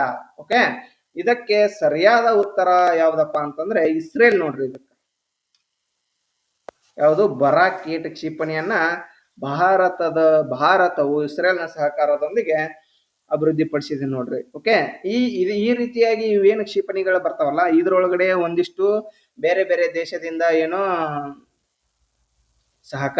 ಅಂದ್ರೆ ಆ ದೇಶದ್ದು ಬೇರೆ ದೇಶದ್ದು ಹೆಲ್ಪ್ ತಗೊಂಡು ಈ ರೀತಿಯಾಗಿ ಏನೋ ನಿರ್ಮಾಣ ಮಾಡ್ತಿರ್ತಾರ. ಓಕೆ, ಅದೇ ರೀತಿಯಾಗಿ ಈ ಬರಾಕೇಟ್ ಕ್ಷಿಪಣಿಯನ್ನ ಭಾರತ ಮತ್ತು ಇಸ್ರೇಲ್ ಅಷ್ಟ ಹೆಲ್ಪ್ ಆಗಿಲ್ರಿ ಇದ್ರೊಳಗಡೆ. ಮತ್ತ USA ಕೂಡ ಸ್ವಲ್ಪ ಕೈ ಐತ್ರಿ. ಅವ್ರದ್ದು ತಂತ್ರಜ್ಞಾನನ ಕೂಡ ಇದ್ರೊಳಗಡೆ ಅಳವಡಿಸಿಕೊಂಡಿದ್ದಾರೆ. ಓಕೆ, ಮುಂದಿನ ಪ್ರಶ್ನೆ ಒಳಗಡೆ ಈಗ ಆಕ್ಚುಲಿ ಈಗ ನಾವು ಎಕ್ಸಾಮ್ ಬರೆದು 2026 ಒಳಗಡೆ. ಓಕೆ, ಆದ್ರಿಂದ ನಾವು ಸ್ವಲ್ಪ ಇನ್ನೂ ಒಂದ್ ಕೈ ಜಾಸ್ತಿ ತಿಳ್ಕೊಬೇಕಾಗತ್ತ. ಓಕೆ, ಅದರಿಂದ ಇದು ಒಂದು ಕೂಡ ಯಾಡ್ ಮಾಡ್ಕೊಂಡಿರ್ರಿ. ಓಕೆ, ಅದೇ ರೀತಿಯಾಗಿ ಏನು ಮತ್ತೆ ಬೇರೆ ದೇಶದೊಂದಿಗೆ ಕೈ ಜೋಡಿಸಿ ಕ್ಯಾಸ ಮತ್ ಬೇರೆ ಯಾವ ಕ್ಷಿಪಣಿಗಳು ರೆಡಿ ಆಗ್ಯಾವ ಅಂತೇಳಿ ನೋಡ್ಕೊಂಬರ್ರಿ ಇಲ್ಲಿ. ಓಕೆ, ರಷ್ಯಾ ಐತಲ್ಲ, ರಷ್ಯಾ ಮತ್ತು ಇಂಡಿಯಾ ಜೊತೆ ಯಾವುದು ನಿರ್ಮಾಣ ಆಗೈತೆ ಅಂದ್ರೆ ಬ್ರಹ್ಮೋಸ್ ಅಂತ ಹೇಳಿದೆ ನಿಮ್ಗಲ್ಲಿ, ಭೂಮಿಯಿಂದ ಭೂಮಿಗೆ ಅಂತ ಹೇಳಿತ್ತು. ಓಕೆ, ಬ್ರಹ್ಮೋಸ್ ಏನೈತಲ್ಲ ಇದು ರಷ್ಯಾದೊಂದಿಗೆ ಕೈ ಜೋಡಿಸಿ ನಿರ್ಮಿಸಿದಂತಹ ಕ್ಷಿಪಣಿಯಾಗಿದೆ. ದೆನ್ ನೆಕ್ಸ್ಟ್ ಫ್ರಾನ್ಸ್ ಜೊತೆ ಯಾವ್ದಪ್ಪ ಅಂತಂದ್ರೆ ಹ್ಯಾಮರ್ ಅಂತ ಬರುತ್ತೆ. ಹ್ಯಾಮರ್. ಓಕೆ, ಹ್ಯಾಮರ್ ಇದು ಯಾವ ರೀತಿಯ ನೌಕೆ ಆಗಿದಪ್ಪ ಅಂತಂದ್ರೆ ಇದು ಏರ್ ಟು ಗ್ರೌಂಡ್ ಅಂದ್ರೆ ಭೂಮಿಯಿಂದ ಆಕಾಶಕ್ಕೆ. ಓಕೆ, ದೆನ್ ನೆಕ್ಸ್ಟ್ ಅದೇ ರೀತಿಯಾಗಿ ಇದು ಬರಾಕೇಟ್ ಯಾವ್ದಪ್ಪ ಅಂತ ಹೇಳಿದ್ ನಿಮ್ಗಲ್ಲೇ ಭೂಮಿಯಿಂದ ಆಕಾಶಕ್ಕೆ ಅಂತಾನೆ ಹೇಳಿದ್ದೆ ಇದು ಬರಾಕೇಟ್. ಓಕೆ, ದೆನ್ ನೆಕ್ಸ್ಟ್ ಅದೇ ರೀತಿಯಾಗಿ USA ದವ್ರು ಕೂಡ ಕೂಡಿ ಭಾರತ ಯಾವ ಕ್ಷಿಪಣಿಯನ್ನ ಅಭಿವೃದ್ಧಿ ಪಡಿಸಿದೆ ಅಂದ್ರೆ ಜಾವಲಿನ್ ಅಂತ ಐತಿ ನೋಡ್ರಿ. ಜಾವಲಿನ್ ಅಂತ ಐತಿ. ಓಕೆ, ಇವೆಲ್ಲ ಏನದಾವಲ್ಲ ಈ ದೇಶದೊಂದಿಗೆ ಕೈ ಜೋಡಿಸಿ ಕೆಲಸ ಅಭಿವೃದ್ಧಿ ಪಡಿಸಿದಂತ ಇದು ಏನು ಕ್ಷಿಪಣಿಗಳದಾವ. ಓಕೆ, ಮುಂದಿನ ಪ್ರಶ್ನೆ ನೋಡಂಬರ್ ಇಲ್ಲಿ ಇಸ್ರೋ ಯಾವಾಗ ಸ್ಥಾಪನೆ ಆಯ್ತು ಅಂತ ಇಲ್ಲಿ ಕೇಳಿದಾರ, ವಿತ್ ಡೇಟ್ ಕೇಳ್ಯಾರ ನೋಡ್ರಿ. ಓಕೆ, ಆಪ್ಷನ್ ನೋಡ್ಕೊರಿ ಇಲ್ಲಿ 15ನೇ ಆಗಸ್ಟ್ 1969, 15ನೇ ಆಗಸ್ಟ್ 1972, 15ನೇ ಆಗಸ್ಟ್ 1973, 15ನೇ ಆಗಸ್ಟ್ 1949. ಓಕೆ, ಇದಕ್ಕೆ ಸರಿಯಾದ ಉತ್ತರ 15 ಆಗಸ್ಟ್ 1969 ನೋಡ್ರಿ. ಓಕೆ, ಇದನ್ನ ನೀವು ಕಂಪಲ್ಸರಿ ಡೇಟ್ ನೆನಪಿಟ್ಕೊಳ್ಳೇಬೇಕ, ಪ್ರಶ್ನೆ ಆಗೈತಿ. ಓಕೆ, ಆದ್ರಿಂದ ನೆನಪಿಟ್ಕೊಳ್ಳೇಬೇಕು ನೋಡ್ರಿ. ಓಕೆ, ಇಸ್ರೋ ಅಂದ್ರೆ ಏನು, ಅದನ್ನು ಕೂಡ ಏನು ಲಾಂಗ್ ಫಾರ್ಮ್ ಅನ್ನ ಸಾಕಷ್ಟು ಬಾರಿ ಕೇಳಿದ್ದಾರೆ. ಓಕೆ, ಆದ್ರಿಂದ ನೀವು ಕಂಪಲ್ಸರಿ ಎಲ್ಲವನ್ನು ಇವೇನು ಪ್ರಶ್ನೆ ಕೇಳಿರ್ತಾರಲ್ರಿ ನೆನಪಿಟ್ಕೊಳ್ಳೇಬೇಕು, ಬೇರೆ ಆಪ್ಷನ್ ಇಲ್ಲ. ನೀವು ಈ ಕಾಂಪಿಟೇಟಿವ್ ಫೀಲ್ಡ್ ಒಳಗಡೆ ಮುಂದುವರಿಬೇಕಪ್ಪ, ನಾನು ಜಾಬ್ ಮಾಡ್ಕೋಬೇಕಂತಂದ್ರೆ ನೆನಪಿಟ್ಕೊಳ್ಬೇಕು ನೋಡ್ರಿ. Okay, Indian space research organisation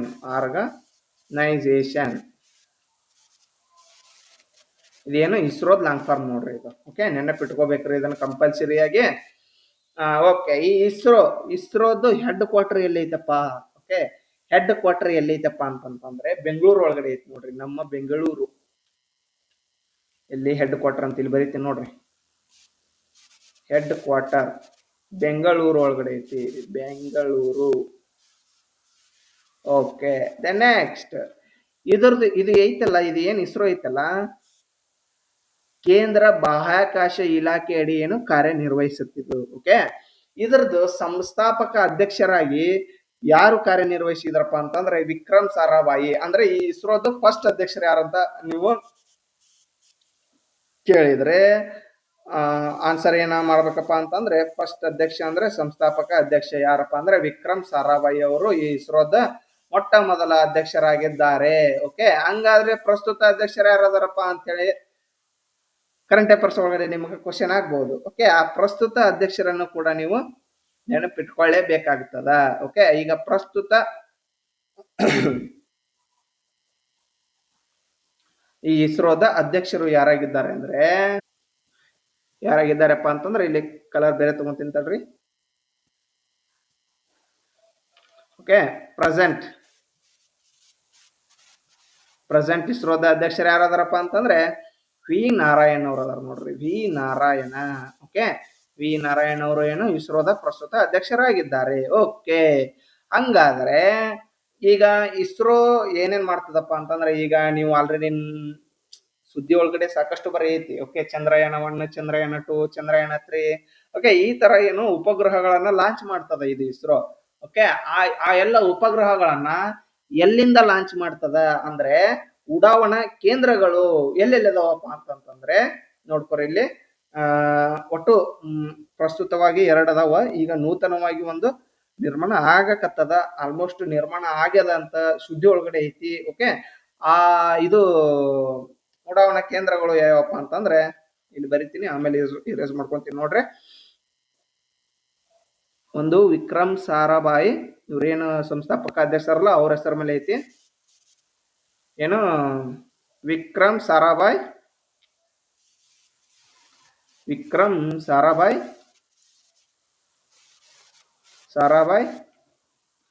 rocket ಪರೀಕ್ಷಾ ಕೇಂದ್ರ. ಓಕೆ, ಪರೀಕ್ಷಾ ಕೇಂದ್ರ ಇದು ಎಲ್ಲೈತಪ್ಪ ಅಂತಂದ್ರೆ ತಿರುವನಂತಪುರ, ಕೇರಳದ ತಿರುವನಂತಪುರದಲ್ಲಿ ಐತಿ ನೋಡ್ರಿ.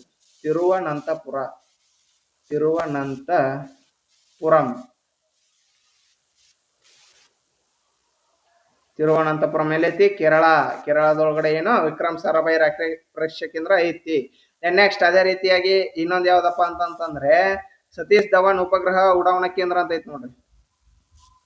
ಸತೀಶ್ ಧವನ್ ಉಪಗ್ರಹ ಉಡಾವಣಾ ಕೇಂದ್ರ ಇದು ಎಲ್ಲಿ ಕಂಡು ಬರ್ತದ ಅಂದ್ರೆ ಆಂಧ್ರ ಪ್ರದೇಶದೊಳಗಡೆ ಕಂಡು ಬರ್ತದ. ಅದು ಎಲ್ಲಿ ಅಂದ್ರೆ ಶ್ರೀಹರಿಕೋಟ. ಓಕೆ, ಶ್ರೀಹರಿಕೋಟದೊಳಗಡೆ ಕಂಡು ಬರ್ತದೆ. ಇದು ಏನೈತಲ್ರಿ ಟೆಸ್ಟ್ ಮಾಡ್ತದೆ. ಇದು ಟೆಸ್ಟ್ ಉಡಾವಣಾ ಮಾಡೋದು ಇಲ್ಲಿ ಸತೀಶ್ ಧವನ್ ಉಪಗ್ರಹ ಉಡಾವಣಾ ಕೇಂದ್ರ ಶ್ರೀಹರಿಕೋಟದೊಳಗಡೆ ಏನ್ ಮಾಡ್ತಾರ, ಲಾಂಚ್ ಮಾಡ್ತಾರ. ಓಕೆ, ಈಗ ಹೊಸದಾಗಿ ಇನ್ನೊಂದು ಯಾವ್ದು ನಿರ್ಮಾಣ ಆಗೈತಪ್ಪ ಅಂತಂದ್ರೆ ಎಲ್ಲಿ ನಿರ್ಮಾಣ ಆಗೈತೆ ಅಂತ ಇದರದ್ದು ಆಕ್ಚುಲಿ ಹೆಸರಿನ ಕೊಟ್ಟಿಲ್ಲ ಎಕ್ಸಾಕ್ಟ್ ಆಗಿ. ಎಲ್ಲಿ ನಿರ್ಮಾಣ ಆಗೈತಪ್ಪ ಅಂತಂದ್ರೆ ತಮಿಳುನಾಡಿನ ಕುಲಶೇಖರಂ ಪಟ್ಟಣದಲ್ಲಿ. ಏನು? ಕುಲಶೇಖರ ಪಟ್ಟಣಂ. ಕುಲಶೇಖರ ಪಟ್ಟಣಂನಲ್ಲಿ ಏನು ನೂತನವಾಗಿ ಈ ಉಡಾವಣಾ ಕೇಂದ್ರವನ್ನ ನಿರ್ಮಾಣ ಮಾಡಕತ್ತಾರ. ಆಲ್ಮೋಸ್ಟ್ ಆಲ್ ಎಂಡ್ ಆಗ್ಯದ. ಓಕೆ ಓಕೆ ದೆನ್ ಅದೇ ರೀತಿಯಾಗಿ ಸರಿ, ಈಗ ಸರ್ ಇದು ಏನೈತ್ರಿ, ಇದು ಇವೆಲ್ಲ ಏನದಾವಲ್ಲ ಉಡಾವಣಾ ಮಾಡೋದಾತ್ರಿ. ಓಕೆ, ಉಡಾವಣಾ ಮಾಡಿದ್ಮೇಲೆ ಅವು ರಾಕೆಟ್ನೆಲ್ಲ ನಿಯಂತ್ರಿಸುವಂತಹ ಆ ಏನು ನೌಕೆಗಳು, ಈಗ ನೌಕೆಗಳು ಮತ್ತೆ ಸ್ಯಾಟಲೈಟ್ ಗಳನ್ನ ನಿಯಂತ್ರಿಸುವಂತಹ ಕೇಂದ್ರ ಎಲ್ಲೈತಪ್ಪ ಅಂತಂದ್ರೆ ಒಂದು ಫಸ್ಟ್ ಏನ್ರಿ, ಬಾಹ್ಯಾಕಾಶ ನೌಕೆಗಳನ್ನ ನಿರ್ವಹಿಸುವಂತ, ಅಂದ್ರೆ ಈಗ ಲಾಂಚ್ ಮಾಡಿರ್ತಾರ. ಈಗ ಲಾಂಚ್ ಮಾಡೋವೆಲ್ಲ ಹಿಂಗ್ ರೌಂಡ್ ಹೊಡೋದು ಫುಲ್ ರೌಂಡ್ ಹೊಡೋದು. ಮುಂದ ಅಲ್ಲಿ ನಮ್ ಏನು ಆ ಸ್ಪೇಸಿಗೆ ಹೋದ ತಕ್ಷಣ ಏನಪ್ಪಾ ಅದು ಫುಲ್ ಅವೆಲ್ಲ ಏನು ಇವು ಇರ್ತಾವಲ್ಲ, ಅದಕ್ಕೆ ರಾಕೆಟಿಗೆ ಏನ್ ಹೋಗಿರ್ತದ. ಫಸ್ಟ್ ನೌಕೆ ಅಂದ್ರೆ ರಾಕೆಟ್ ಅಂತ ತಿಳ್ಕೊಂಡ್ಬಿಡ್ರಿ. Okay, rocket. ಆ ರಾಕೆಟ್ ಅನ್ನ ನಿಯಂತ್ರಿಸುವಂತ ಕೇಂದ್ರ ಎಲ್ಲೈತಪ್ಪ ಅಂತಂದ್ರೆ ಬೆಂಗಳೂರಿನ ಬ್ಲರ್ ಅಂದ್ರೆ ಇದು ಶಾರ್ಟ್ ಕಟ್ ಆಗಿ ಬೆಂಗಳೂರು ನೋಡ್ರಿ. ಬೆಂಗಳೂರಿನ ಬ್ಯಾಲ್ಯಾಳು ಒಳಗಡೆ ಏನೈತಲ್ರಿ, ಇದು ರಾಕೆಟ್ ಅನ್ನ ನಿಯಂತ್ರಿಸುವಂತಹ ಕೇಂದ್ರ ರೀ ಇದು. ಓಕೆ, ಅದೇ ರೀತಿಯಾಗಿ ಈ ಎಲ್ಲ ನೌಕೆಯನ್ನು ಇದೆಲ್ಲ ಅಂದ್ರೆ ಒಳಗಿರುವಂತ ರಾಕೆಟ್ ಒಳಗಿಡುವಂತಹ ಉಪಗ್ರಹ ಸ್ಯಾಟಲೈಟ್ ಅನ್ನ ಏನ್ ಮಾಡ್ತಾರ್ರಿ, ಅದು ಫುಲ್ ಅದರದ್ದು ಎಕ್ಸಾಕ್ಟ್ ಈಗ ಚಂದ್ರನ ಮೇಲೆ ಹೋಯ್ತಪ್ಪ ಅಂತಂದ್ರೆ ಅಲ್ಲಿ ಏನು ರಾಕೆಟ್ ದಾನು ಸಾಮಾನ್ಯ ಇರಲ್ಲ, ಎಲ್ಲ ಹುಚ್ಚುಚ್ಚೆ ಆಲ್ರೆಡಿ ಸಮುದ್ರದ ಒಳಗಡೆ ಬಿದ್ದ್ಬಿಟ್ಟಿರ್ತಾವ. ಓಕೆ, ಆಗ ಉಳಿದಿರತಕ್ಕಂತಹ ಭಾಗ ಯಾವ್ದಂದ್ರೆ ಸ್ಯಾಟಲೈಟ್ ಎಷ್ಟು ಉಳಿದಿರ್ತದ, ಆ ಸ್ಯಾಟಲೈಟ್ ಅನ್ನ ನಿಯಂತ್ರಿಸುವಂತ ಕೇಂದ್ರ ಎಲ್ಲೈತಪ್ಪ ಅಂತಂದ್ರೆ ಸ್ಯಾಟಲೈಟ್ ಉಪಗ್ರಹ ಅಂತ ಬರಿತೀನಿ ನೋಡ್ರಿ. ಆ ಸ್ಯಾಟಲೈಟ್ ಉಪಗ್ರಹವನ್ನ ನಿಯಂತ್ರಿಸುವಂತ ಕೇಂದ್ರ ಎಲ್ಲೈತೆ ಅಂದ್ರೆ ಒಂದು ಕರ್ನಾಟಕದ ಹಾಸನದೊಳಗಡೆ ಐತ್ರಿ, ಹಾಸನ. ಓಕೆ, ಇನ್ನೊಂದು ಎಲ್ಲೈತಪ್ಪ ಅಂತಂದ್ರೆ ಮಧ್ಯಪ್ರದೇಶದ ಭೂಪಾಲ್ ಒಳಗಡೆ ಐತಿ ನೋಡ್ರಿ, ಭೂಪಾಲ್. ಓಕೆ, ನೆಕ್ಸ್ಟ್ ಮುಂದಿನ ಪ್ರಶ್ನೆನ ನೋಡ್ಕೊಂಡ್ ಬರ್ರಿ. ಸಾಕು ಇದ್ರ ಬಗ್ಗೆ. ಈಗ ಇದನ್ನ ನೀವು ಪಾಸ್ ಮಾಡಿ ನೀವು ನೋಟ್ಸ್ ಮಾಡ್ಕೊಳ್ಳಿ. ಓಕೆ, ಈಗ ಜಾಗ ಎಲ್ಲರಕ್ಕಾಗಿ ಮಾಡುವ. ಓಕೆ, ನೆಕ್ಸ್ಟ್ ಮುಂದಿನ ಪ್ರಶ್ನೆಯನ್ನ ನೋಡೋ ಬನ್ನಿಲೆ. ಈ ಕೆಳಗಿನವುಗಳಲ್ಲಿ ಯಾವುದು ತಪ್ಪಾಗಿ ಹೊಂದಾಣಿಕೆ ಆಗಿದೆ ಅಂತ ಕೇಳಿದ್ದಾರೆ ಇಲ್ಲಿ. ಓಕೆ, ಈ ಕಡೆ ಪುಸ್ತಕ ಕೊಟ್ಟಾರ, ಅದನ್ನು ಬರೆದವ್ರು ಯಾರಂತ ಕೊಟ್ಟಿದ್ದಾರೆ. ಓಕೆ, ನೋಡ್ಕೊರಿ ಇಲ್ಲಿ. The general theory of employment, interest and ಮನಿ ಅಂತ ಕೊಟ್ಟಿದ್ದಾರೆ. ಓಕೆ, ಇದನ್ನ ಬರೆದವ್ರು ಯಾರು? ದಿ ಪವರ್ಟಿ ಆಫ್ ಫಿಲಾಸಫಿಯನ್ನ ಬರೆದವ್ರು ಯಾರು? ವೆಲ್ತ್ ಆಫ್ ನೇಷನ್ಸ್ ಅನ್ನ ಬರೆದವ್ರು ಯಾರು? ಥಿಯರೀಸ್ ಆಫ್ ಸರ್ಪ್ಲಸ್ ವ್ಯಾಲ್ಯೂ ಅನ್ನ ಬರೆದವ್ರು ಯಾರು ಅಂತ ನಿಮ್ಗೆ ಗೊತ್ತಿತ್ತಂದ್ರೆ ನೀವು ಈಸಿಯಾಗಿ ಇದನ್ನ ಎಲಿಮಿನೇಷನ್ ಟೆಕ್ನಿಕ್ ಇಂದ ಆನ್ಸರ್ ಮಾಡಬಹುದು. ಓಕೆ, ಇದರಲ್ಲಿ ಸರಿಯಾಗಿರುವಂತ ತಪ್ಪಾಗಿ ಹೊಂದಾಣಿಕೆ ಆಗಿರುವಂತ ಜೋಡಿ ಯಾವ್ದಂದ್ರೆ the general theory of employment ಅಂತ. ಇದು ಎಂಪ್ಲಾಯ್ಮೆಂಟ್, ಇಂಟ್ರೆಸ್ಟ್ ಅಂಡ್ ಮನಿ ಏನೈತಲ್ರಿ, ಇದನ್ನ ಬರ್ದೇವ್ರು JM Keynes. ಇದು ಸರಿಯಾಗಿ ಐತಿ ನೋಡ್ರಿ ಇದು. ಓಕೆ, ಇದಕ್ಕೆ ಇದು right. Okay, then next the poverty of philosophy ಏನೈತಲ್ಲ, ಇದಕ್ಕ ತಪ್ಪಾಗಿ ಹೊಂದಾಣಿಕೆ ಆಗಿದೆ ಅಂದ್ರೆ ಇದೇ ಸರಿಯಾದ ಉತ್ತರ ನೋಡಿ. ಇದು ಏನು ತಪ್ಪಾಗಿ ಹೊಂದಾಣಿಕೆ ಆಗಿದೆ. ಓಕೆ, ದೆನ್ ನೆಕ್ಸ್ಟ್ ಅದೇ ರೀತಿಯಾಗಿ ವೆಲ್ತ್ ಆಫ್ ನೇಷನ್ ಅನ್ನ ಬರೆದವ್ರು ಯಾರಪ್ಪ ಅಂತಂದ್ರೆ ಆಡಮ್ ಸ್ಮಿತ್. ಈ ಆಡಮ್ ಸ್ಮಿತ್ ಅವ್ರಿಗೆ ಏನಂತ ಕರೀತಾರೆ ಅಂದ್ರೆ ಅರ್ಥಶಾಸ್ತ್ರದ ಪಿತಾಮಹ ಅಂತ ಕರೀತಾರೆ ನೋಡ್ರಿ. ಯಾರಿಗೆ? ಆಡಮ್ ಸ್ಮಿತ್ ಅರ್ಥಶಾಸ್ತ್ರದ ಪಿತಾಮಹ ಅಂತ ಕರೀತಾರ. ಓಕೆ, ದೆನ್ ನೆಕ್ಸ್ಟ್ ಅದೇ ರೀತಿಯಾಗಿ ಈ ಥಿಯರೀಸ್ ಆಫ್ ಸರ್ಪ್ಲಸ್ ವ್ಯಾಲ್ಯೂ ಅನ್ನ ಬರ್ದವ್ರು ಯಾರಪ್ಪ ಅಂದ್ರೆ ಕಾರ್ಲ್ ಮಾರ್ಕ್ಸ್ ಅವ್ರು ನೋಡ್ರಿ. ಇದು ಸರಿಯಾಗಿ ಹೊಂದಾಣಿಕೆ ಆಗಿದೆ. ಓಕೆ, ಮುಂದಿನ ಪ್ರಶ್ನೆಯನ್ನು ನೋಡೋಣ ಬನ್ನಿಲ್ಲಿ.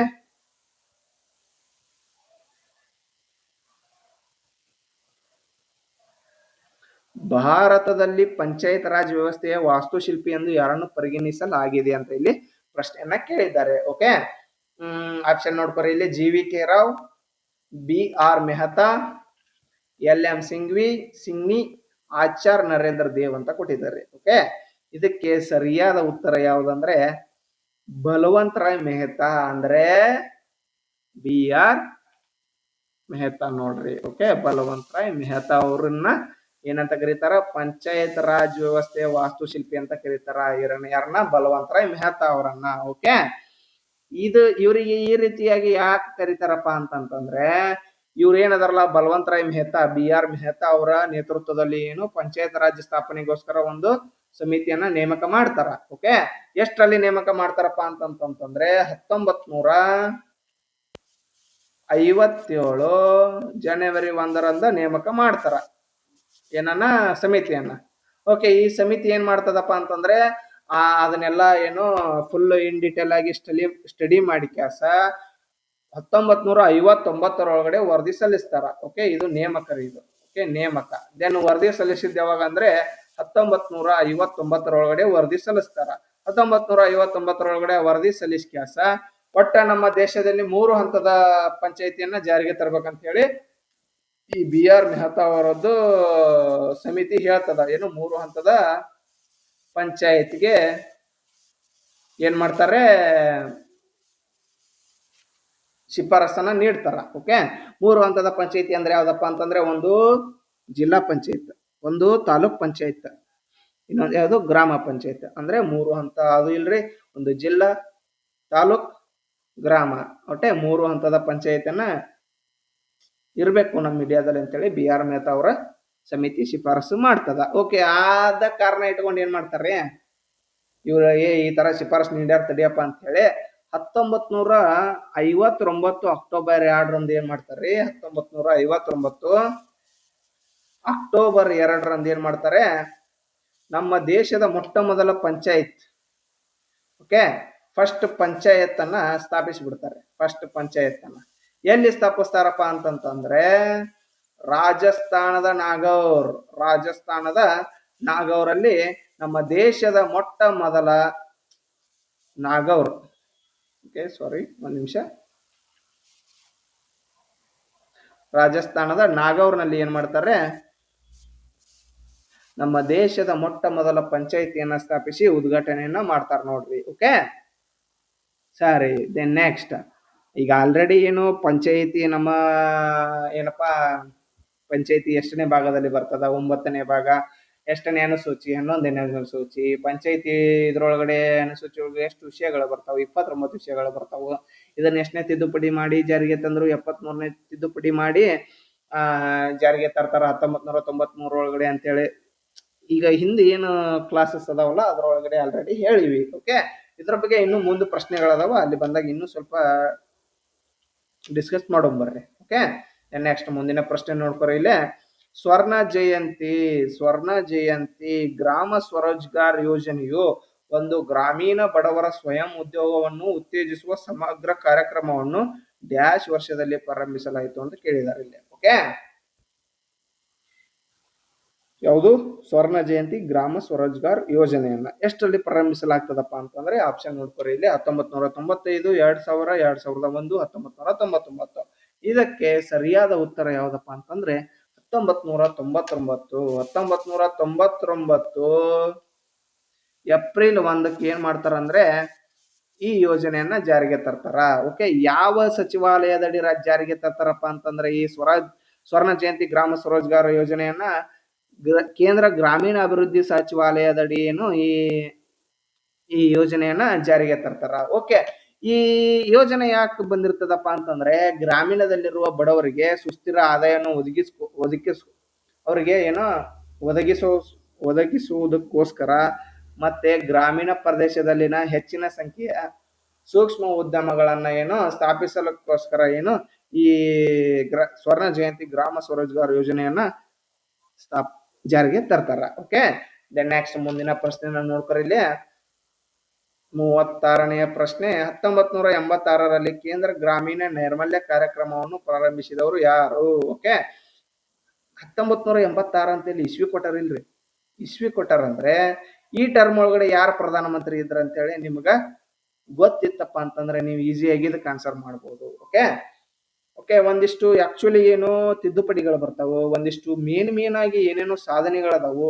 ನೀವು ಪ್ರೀವಿಯಸ್ ಇಯರ್ ಕ್ವಶನ್ ಪೇಪರ್ನ ಓದ್ಕೊಂಡಿದ್ರಪ್ಪ ಅಂತಂದ್ರೆ ನಿಮ್ಗೆ ಇದು ಈಸಿಯಾಗಿ ನೀವು ಆನ್ಸರ್ ಮಾಡ್ಬೋದು. ಓಕೆ, ನೀವು ಅವ್ರವ್ರ ಟರ್ಮ್ ನೋಡ್ಕೊಂಡ್ಬಿಡ್ಬೇಕ್ರಿ, ಆ ಟರ್ಮ್ ನೋಡ್ಕೊಂಡ್ರೆ ಅಂದ್ರೆ ನಿಮಗೆ ಆನ್ಸರ್ ಮಾಡೋಕ್ಕೂ ಈಸಿ ಆಗ್ತದ. ಓಕೆ, ಆಪ್ಷನ್ ನೋಡ್ತಾರೆ ಇಲ್ಲಿ ರಾಜೀವ್ ಗಾಂಧಿ, ದೇವೇಗೌಡ, ಅಟಲ್ ಬಿಹಾರಿ ವಾಜಪೇಯಿ, ನರೇಂದ್ರ ಮೋದಿ. ಓಕೆ, 1986 ಒಳಗಡೆ ಯಾರು ಪ್ರಧಾನಮಂತ್ರಿ ಅವರಾಗಿದ್ರ ಅಂದ್ರೆ ರಾಜೀವ್ ಗಾಂಧಿ ಅವರು ಇದ್ರು ನೋಡ್ರಿ. ಓಕೆ, ಈ ರಾಜೀವ್ ಗಾಂಧಿ ಅವರು ಎಷ್ಟರಿಂದ ಎಷ್ಟರವರೆಗೂ ಪ್ರಧಾನಮಂತ್ರಿ ಆಗಿದ್ರಪ್ಪ ಅಂತಂದ್ರೆ 1984ರಿಂದ 89 ನೋಡ್ರಿ.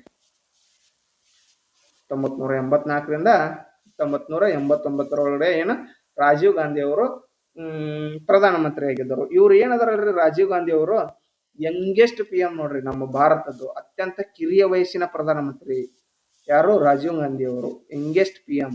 Okay, youngest P M of India ಯಾರು ಅಂತೇಳಿ ಪ್ರಶ್ನೆ ಬಂತಪ್ಪ ಅಂತಂದ್ರೆ ನೀವು ರಾಜೀವ್ ಗಾಂಧಿ ಅಂತೇಳಿ ಹೇಳ್ಬೇಕಾಗ್ತದ ನೋಡು. ಓಕೆ, ಇವರು 40ನೇ ವಯಸ್ಸಿಗೆ ಆಗಿದ್ರು. ಇವರು ರಾಜೀವ್ ಗಾಂಧಿ ಅವರು ಏನು 40ನೇ ವಯಸ್ಸಿಗೆ ಇವರು ಪಿ ಎಂ ಆಗಿದ್ರು. ಓಕೆ, ಇವರು ಪಿ ಎಂ ಆಗಿದ್ದಂತಹ ಸಂದರ್ಭದಲ್ಲಿ ಸಾಕಷ್ಟು ಬದಲಾವಣೆಗಳನ್ನ ತಂದರು. ಅದರೊಳಗಡೆ ಪ್ರಮುಖವಾಗಿ ಏನಪ್ಪ ಅಂತಂದ್ರೆ 1985 ಏನ್ ಮಾಡ್ತಾರ ಅಂದ್ರೆ 52ನೇ ತಿದ್ದುಪಡಿ ಮೂಲಕ 52ನೇ ತಿದ್ದುಪಡಿಯ ಮೂಲಕ ಪಕ್ಷಾಂತರ ನಿಷೇಧ ಕಾಯ್ದೆಯನ್ನ ಜಾರಿಗೆ ತರ್ತಾರ. ಏನೋ 52ನೇ ತಿದ್ದುಪಡಿಯ ಮೂಲಕ ಪಕ್ಷಾಂತರ ನಿಷೇಧ ಕಾಯ್ದೆ ಏನಪ್ಪಾ ಅಂತಂತಂದ್ರೆ ಅಧಿಕಾರಕ್ಕೋಸ್ಕರ ಆ ಕಡೆ ಪಕ್ಷ ಹೋಗೋದು, ಈ ಕಡೆ ಪಕ್ಷ ಹೋಗೋದು, ಈ ರೀತಿಯಾಗಿ ನಡೀತಿತ್ತು ಅವಾಗ. ಓಕೆ, ಈ ಕಾಯ್ದೆಯನ್ನ ಜಾರಿಗೆ ತಂದಿದ್ದಕ್ಕೋಸ್ಕರ ಸರ್ಕಾರ ಬೀಳುವುದಾಗ್ಲಿ, ಅಧಿಕಾರದ ಆಸೆಯಿಂದ ಇವರು ಹಂಗೆ ಪಕ್ಷ ಚೇಂಜ್ ಮಾಡೋದಾಗ್ಲಿ ಇದು ನಿಂತು ನೋಡ್ರಿ. ಓಕೆ, 52ನೇ ತಿದ್ದುಪಡಿ ಮೂಲಕ ಇದನ್ನ ಜಾರಿಗೆ ತರ್ತಾರ. ದೆನ್ ನೆಕ್ಸ್ಟ್ ಅದೇ ರೀತಿಯಾಗಿ ಏನ್ ಮಾಡ್ತಾರೆ 1986 ಒಳಗಡೆ ಏನ್ ಮಾಡ್ತಾರಪ್ಪ ಅಂತಂತಂದ್ರೆ ರಾಷ್ಟ್ರೀಯ ಶಿಕ್ಷಣ ನೀತಿ ಜಾರಿಗೆ ತರ್ತಾರ. ರಾಷ್ಟ್ರೀಯ ಶಿಕ್ಷಣ ನೀತಿಯನ್ನ ಜಾರಿ ತರ್ತಾರ. ಓಕೆ, 1986 ಒಳಗಡೆ. ಅದೇ ರೀತಿಯಾಗಿ ಇನ್ನೊಂದು ಏನ್ ಮಾಡ್ತಾರಪ್ಪ ಅಂತಂದ್ರೆ 1988 ಒಳಗಡೆ 61ನೇ ತಿದ್ದುಪಡಿಯ ಮೂಲಕ ಮತದಾನದ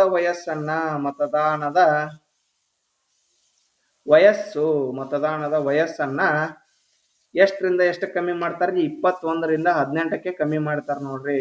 ಓಕೆ, 21ರಿಂದ 18ಕ್ಕೆ ಇಳಿಕೆ ಮಾಡ್ತಾರ. ಓಕೆ, ಮೊದಲೇನು 21ಕ್ಕೆ ಓಟ್ ಹಾಕುವಂಥದ್ದು ಏಜ್ ಲಿಮಿಟ್ ಇತ್ತು. ಈಗ ಅದನ್ನ 18ಕ್ಕೆ ಐತಿ. ಅಂದ್ರೆ ಅದು 88ರಲ್ಲಿ 61ನೇ ತಿದ್ದುಪಡಿ ಮೂಲಕ ಜಾರಿ ಬಂದೈತಿ ನೋಡ್ರಿ. ಓಕೆ, ಈ ರಾಜೀವ್ ಗಾಂಧಿ ಅವರನ್ನ ಏನ್ ಮಾಡ್ತಾರ ಅಂದ್ರೆ 1991 ಮೇ 21ರಂದು ಪೆರಂಬಂದೂರಿನಲ್ಲಿ ಇವರನ್ನ ಹತ್ಯೆ ಮಾಡ್ತಾರ. ಓಕೆ, ಇವ್ರನ್ನ ಹತ್ಯೆ ಮಾಡ್ತಾರ. ಇವ್ರದ್ದು ಸಮಾಧಿಯ ಹೆಸರು ಏನಪ್ಪಾ ಅಂತಂದ್ರೆ ವೀರಭೂಮಿ ಅಂತ ನೋಡ್ರಿ. ಇದು ಕೂಡ ಪ್ರಶ್ನೆ ಆಗದ. ರಾಜೀವ್ ಗಾಂಧಿ ಅವರ ಸಮಾಧಿ. ಓಕೆ, ಇವರ ಸಮಾಧಿ ಹೆಸರು ಏನೋ ವೀರಭೂಮಿ. ಓಕೆ, ನೆಕ್ಸ್ಟ್ ಮುಂದಿನ ಪ್ರಶ್ನೆ ನೋಡ್ಕೊರಿ. ಇಲ್ಲಿ ನಬಾರ್ಡ್ ಅಂದ್ರೆ ಇದ್ರದ್ದು ಲಾಂಗ್ ಫಾರ್ಮ್ ಆಲ್ರೆಡಿ ಹೇಳಿನಿ, ಈಗೂ ಹೇಳ್ತೀನಿ ಕೇಳಿ.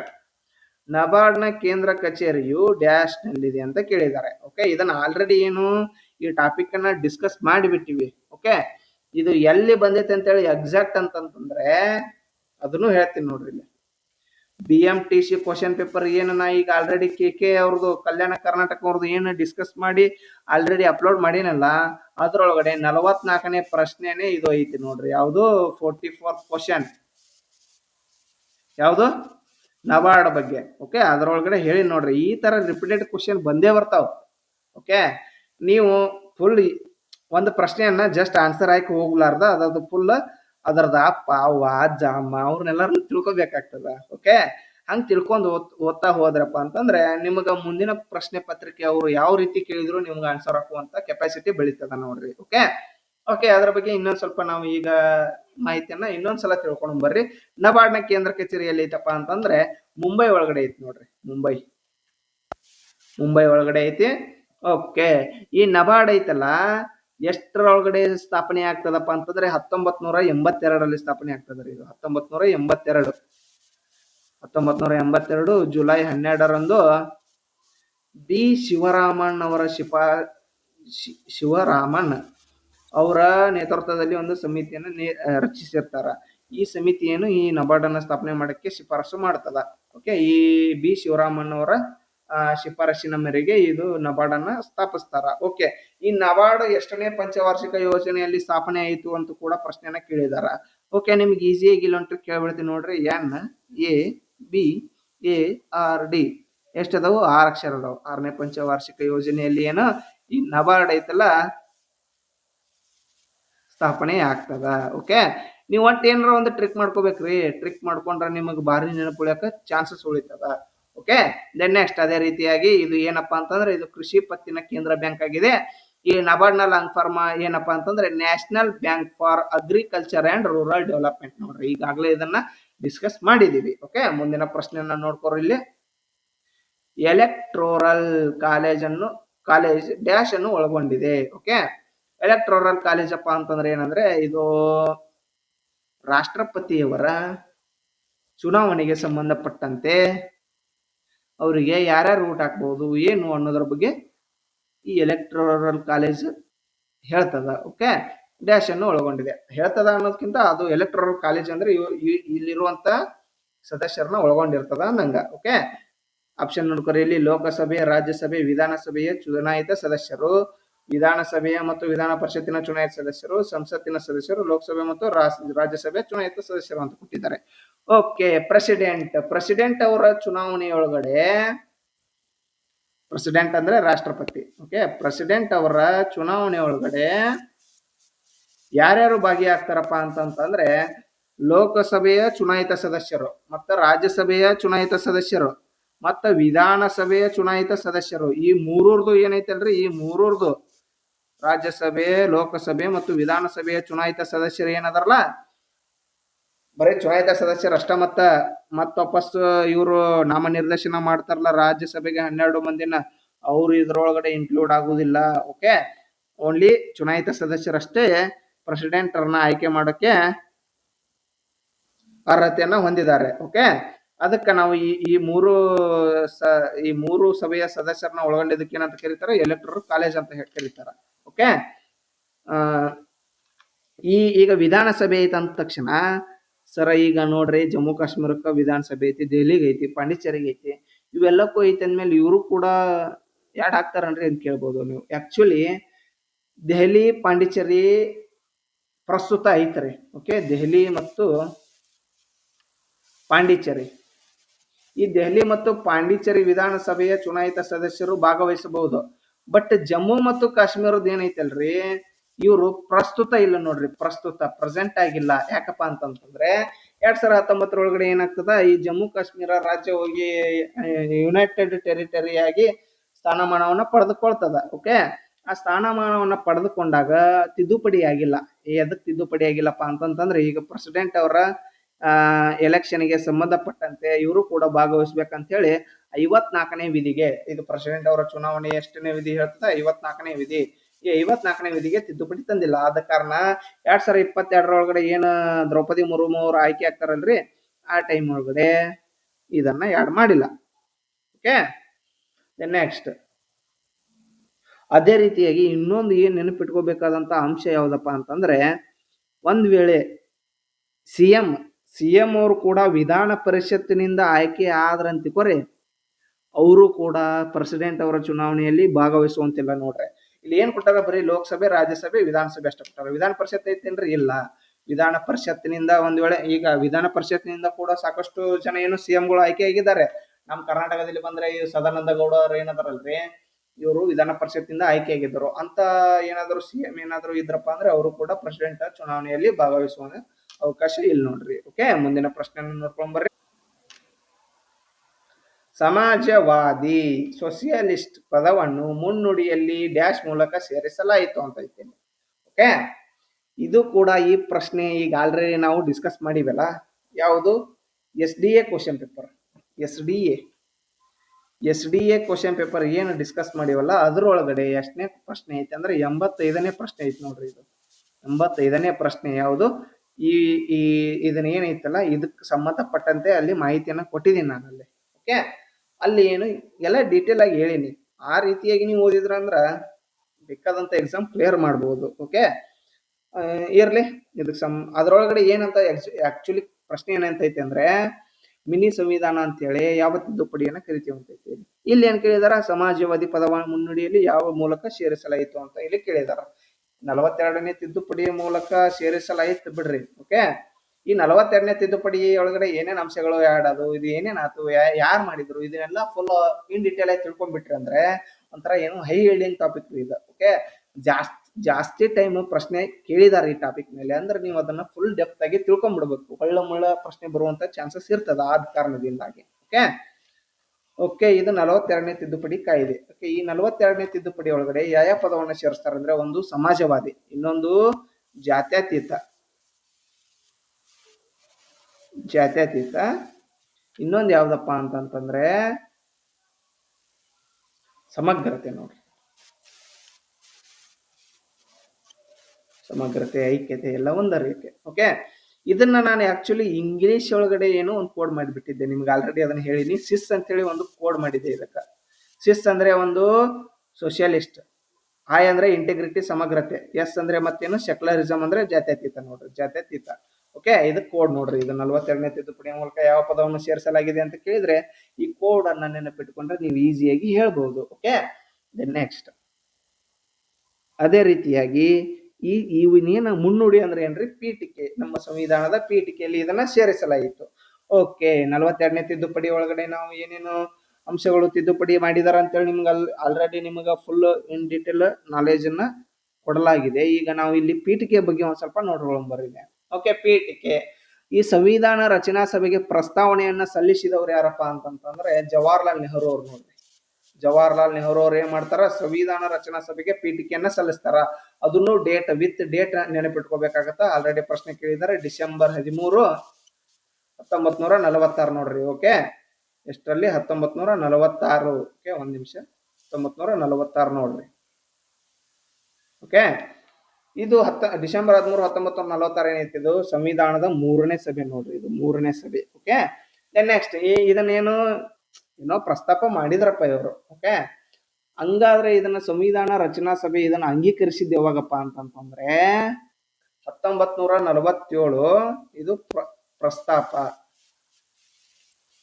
ಇಷ್ಟರಲ್ಲಿ, ಇದು ಡಿಸೆಂಬರ್ 13, 1946. ಬಟ್ ಅಂಗೀಕರಿಸಿದ್ದು, ಸಂವಿಧಾನ ರಚನಾ ಸಭೆ ಅಂಗೀಕಾರ ಮಾಡಿದ್ದು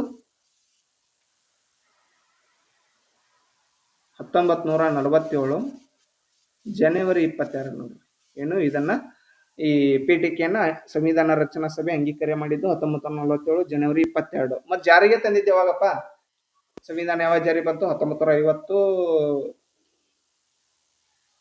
ಜನವರಿ 26ಕ್ಕೆ ಜಾರಿಗೆ ಬಂತು. ಬಟ್ ಈ ಪ್ರಸ್ತಾವನೆಯನ್ನ ಆಕ್ಚುಲಿ ತಿದ್ದುಪಡಿ ಆಗಿದ್ದು 1949 ನವೆಂಬರ್ 26ಕ್ಕೆ ಒಂದಿಷ್ಟು ಆಲ್ರೆಡಿ ಏನು ವಿಧಿಗಳು ಕೂಡ ಜಾರಿಗೆ ಬಂದಿರ್ತಾವ. ಓಕೆ, 19 ಜನವರಿ 26ಕ್ಕೆ ಯಾಕೆ ಜಾರಿಗೆ ತರ್ತಾರಪ್ಪ ಅಂತಂದ್ರೆ ಅದಕ್ಕೊಂದು ಹಿಸ್ಟ್ರಿ ಇರ್ತೈತಿ ಹಿಂದೆ. ಲಾಹೋರ್ ಅಧಿವೇಶನದೊಳಗಡೆ ಪೂರ್ಣ ಸ್ವರಾಜ್ಯಕ್ಕಾಗಿ ಧ್ವಜ ಹಾರಿಸಿರ್ತಾರ. ಅದರ ನೆನಪಿಗಾಗಿ ಜನವರಿ 26ಕ್ಕೆ ಜಾರಿಗೆ ತರ್ತಾರ. ಬಟ್ ಏನು ನವೆಂಬರ್ 26ಕ್ಕೆ ಆಲ್ರೆಡಿ ಏನು ಸಂವಿಧಾನ ರೆಡಿ ಆಗಿರ್ತದ. ಓಕೆ, ಓಕೆ, ದೆನ್ ಅದೇ ರೀತಿಯಾಗಿ ಈ ಪ್ರಸ್ತಾವನೆಯ ಪರಿಕಲ್ಪನೆ. ಓಕೆ, ನಮ್ಮ ಸಂವಿಧಾನಕ್ಕೆ ಒಂದು ಪ್ರಸ್ತಾವನೆ ಮುನ್ನುಡಿ ಇರ್ಬೇಕಂತ ಹೇಳಿ ಅದರ ಬಗ್ಗೆ ನಮ್ಗ ಎಲ್ಲಿಂದ ನಾವು ತಿಳ್ಕೊಂಡ್ವಪ್ಪ ಅಂತಂದ್ರೆ USA. ನೋಡ್ರಿ, ಓಕೆ, ಈ ಮುನ್ನುಡಿ ಪ್ರಸ್ತಾವನೆಯನ್ನ ಎರವಲು ಪಡ್ಕೊಂಡಿದ್ದು ಎಲ್ಲಿಂದ ಅಂದ್ರೆ USA, ಅಂದ್ರೆ United States of America. Okay, okay, ಅದೇ ರೀತಿಯಾಗಿ ಇನ್ನೊಂದು ಮಾಹಿತಿಯನ್ನ ನೆನ್ಪಿಟ್ಕೋರಿ. 1960ರಲ್ಲಿ ಏನಾಗತ್ತಪ್ಪ ಅಂತಂದ್ರೆ ಒಂದು ಬೇರುಬಾರಿ ಪ್ರಕರಣ ಅಂತ ಬರ್ತದ. ಅದ್ರೊಳಗಡೆ ಏನ್ ಸುಪ್ರೀಂ ಕೋರ್ಟ್ ಏನ್ ಹೇಳ್ತದಪ್ಪ ಅಂತಂದ್ರೆ ಪ್ರಸ್ತಾವನೆ ನಮ್ಮ ಸಂವಿಧಾನದ ಭಾಗ ಅಲ್ಲ ಅಂತ ಹೇಳ್ಬಿಟ್ಟಿರ್ತದ. ಓಕೆ, ನೀವು ಈಗ ನಮ್ಮ ಪ್ರಸ್ತಾವನೆ ಸಂವಿಧಾನ ಭಾಗ ಅಂತ ಕೇಳಿದ್ರ ಹೌದ್ ಅನ್ಬೇಕು ಅಲ್ಲ ಅನ್ಬೇಕು ಅಂತ ಈ ರೀತಿ ಪ್ರಶ್ನೆ ಬಂದಿತ್ತು ಅವಾಗ. ಓಕೆ, ಅದಕ್ಕ 1960ರಾಗ ಬೇರುಬಾರಿ ಪ್ರಕರಣದಲ್ಲಿ ಏನಾಗತ್ತ, ಅಲ್ಲ ಅಂತ ಹೇಳ್ತದ. 1960 ಬೇರುಬಾರಿ ಪ್ರಕರಣ ಇಂಪಾರ್ಟೆಂಟ್ ರೀ. ಇದು ಕೂಡ ಪ್ರಶ್ನೆ ಆಗಿದೆ. ಓಕೆ, ಇದ್ರೊಳಗಡೆ ಅಲ್ಲ ಅಂತ ಹೇಳ್ತದ, ಅಲ್ಲ. ನೆಕ್ಸ್ಟ್ ಆಮೇಲೆ 1973 ಒಳಗಡೆ ಕೇಶವಾನಂದ ಭಾರತಿ ಪ್ರಕರಣ ಏನು ಬರ್ತದಲ್ಲ, ಈ ಕೇಶವಾನಂದ ಭಾರತಿ ಪ್ರಕರಣದ ಒಳಗಡೆ ಏನು ಪ್ರಸ್ತಾವನೆ ನಮ್ಮ ಸಂವಿಧಾನದ ಭಾಗ ಹೌದು ಅಂತ ಹೇಳ್ತದ.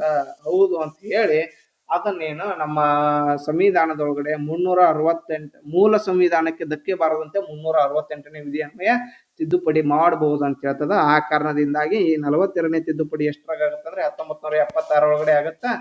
ಅವಾಗ ಏನ್ ಮಾಡ್ತಾರ, ತಿದ್ದುಪಡಿ ಮಾಡ್ತಾರ. ಓಕೆ, ನೆಕ್ಸ್ಟ್ ಮುಂದಿನ ಪ್ರಶ್ನೆ ನೋಡ್ಕೊರಿ. ಇಲ್ಲಿ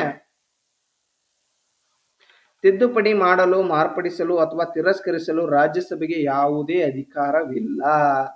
ಅಂದ್ರೆ ಇಲ್ಲಿ ಒಂದಿಷ್ಟು ಮಸೂದೆಗಳನ್ನ ಕೊಟ್ಟಿದ್ದಾರೆ.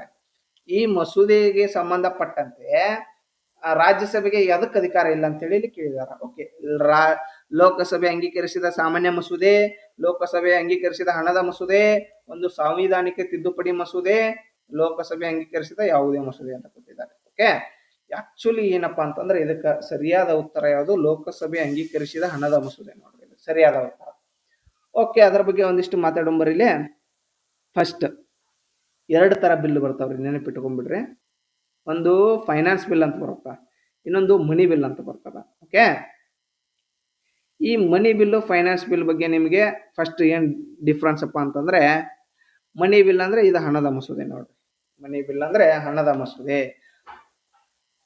ಈ ಮನಿ ಬಿಲ್ ಹಣದ ಮಸೂದೆ ಐತಲ್ಲ, 110ನೇ ವಿಧಿ ಅನ್ವಯ ಇದು ಕಾರ್ಯನಿರ್ವಹಿಸ್ತದ. 110ನೇ ವಿಧಿ. ಎಷ್ಟು? 110ನೇ ವಿಧಿ. ಓಕೆ, ಅದು ಇನ್ನೊಂದು ಫೈನಾನ್ಸ್ ಬಿಲ್ ಅಂತ ಏನ್ ಹೇಳಿದಲ್ಲ, ಅದು 117ನೇ ವಿಧಿ ಅನ್ವಯ ಕಾರ್ಯನಿರ್ವಹಿಸ್ತದ. ಓಕೆ, ಈ ಹಣದ ಮಸೂದೆ ಬಗ್ಗೆ ಫಸ್ಟ್ ಮಾತಾಡ್ಕೊಂಡ್ ಬರ್ರಿ.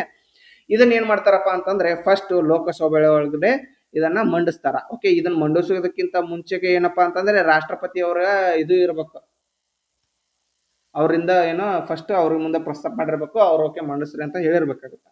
ಓಕೆ, ಅದು ಫಸ್ಟ್ ಆಗಿ ಇದನ್ನ ಫಸ್ಟ್ ಹಣದ ಮಸೂದೆಯನ್ನ ಲೋಕಸಭೆಯಲ್ಲಿನೇ ಫಸ್ಟ್ ಮಂಡಿಸ್ಬೇಕು. ಬಟ್ ರಾಜ್ಯಸಭೆದೊಳಗಡೆ ಮಂಡಿಸಕ ಬರುದಿಲ್ಲ. ಫಸ್ಟ್ ಲೋಕಸಭೆ ಒಳಗಡೆನೆ ಕಂಪಲ್ಸರಿಯಾಗಿ ಅಲ್ಲೇ ಮಂಡಿಸ್ಬೇಕು. ಓಕೆ ಓಕೆ, ಇದನ್ನ ಅಲ್ಲಿ ಮಂಡಿಸಿದ ತಕ್ಷಣ ಏನಾಗತ್ತಪ್ಪ ಅಂತಂತಂದ್ರೆ ಅಲ್ಲಿ ಪಾಸ್ ಆತಂತಿಕೊರ್ರಿ.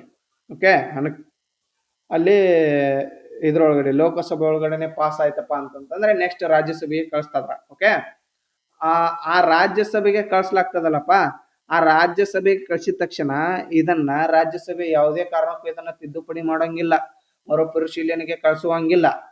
ಓಕೆ, ಅದಕ್ಕೆ ಯಾಕಪ್ಪ ಅಂತಂದ್ರೆ ಅದಕ್ಕೆ ಅಧಿಕಾರ ಹೊಂದಿಲ್ಲ. ಆಕ್ಚುಲಿ ಹಣದ ಮಸೂದೆಗೆ ಸಂಬಂಧಪಟ್ಟಂತೆ ಹೆಚ್ಚಿನ ಅಧಿಕಾರ ಯಾರಿಗಿರುತ್ತಂದ್ರೆ ಲೋಕಸಭೆಗೆ ಇರುತ್ತ. ಆ ಕಾರಣದಿಂದಾಗಿ ಓಕೆ, ಅವ್ರು ಏನ್ ಮಾಡ್ಬೇಕಪ್ಪ ಅಂತಂದ್ರೆ ಎಸ್ ಅಂತ ಕಳಿಸ್ಲಿಲ್ಲಪ್ಪ ಅಂತಂದ್ರೆ ಅವ್ರು ಜಲ್ದಿ, ಅವ್ರಿಗೆ 14 ದಿವಸ ಟೈಮ್ ಇರ್ತದ. ಅವ್ರು ನಮಗ ಕಳ್ಸಕ್ ಮನಸ್ಸಿಲ್ಲ ಅಂದ್ರೂ ನಡೆಯಂಗಿಲ್ಲ. ಅವ್ರು ಏನ ಮಾಡಿದ್ರು ಏನು ನಡೆಯಂಗಿಲ್ಲ. ಆ ಕಾರಣದಿಂದಾಗಿ 14 ದಿನಗಳ ನಂತರ ಇದು ಓಕೆ ಆ ರಾಜ್ಯಸಭೆಯಿಂದ ಅಂಗೀಕಾರವಾಗಿದೆ ಅಂತೇಳಿ ಡೈರೆಕ್ಟ್ ಪ್ರೆಸಿಡೆಂಟ್ ಅವ್ರಿಗೆ ಹೋಗುತ್ತೆ. ಪ್ರೆಸಿಡೆಂಟ್ ಅವ್ರಿಗೆ ಹತ್ರ ಹೋಯ್ತಪ್ಪ ಅಂತಂದ್ರೆ ಪ್ರೆಸಿಡೆಂಟ್ ಅವ್ರು ಏನ್ ಮಾಡ್ಬೋದಪ್ಪ ಅಂತಂದ್ರೆ ಈ ಹಣಕಾಸು ಮಸೂದೆಗೆ ಒಪ್ಪಿಗೆ ಕೊಡಬಹುದು, ಇಲ್ಲ ಕೊಡಲಿಕ್ಕೆ ಬ್ಯಾಡಪ್ಪ ಇದು ಸರಿ ಇಲ್ಲ ಅಂತ ಅವರು ತಿರಸ್ಕರಿಸಬಹುದು. ಓಕೆ, ಬಟ್ ಏನು ಹಣಕಾಸು ಮಸೂದೆಯನ್ನ ಪ್ರೆಸಿಡೆಂಟ್ ಅವ್ರು ಏನ್ ಮಾಡಬಾರ್ದು, ಮರುಪರಿಶೀಲನೆಗೆ ಕಳಿಸುವಂತಿಲ್ಲ. ಮರುಪರಿಶೀಲನೆಗೆ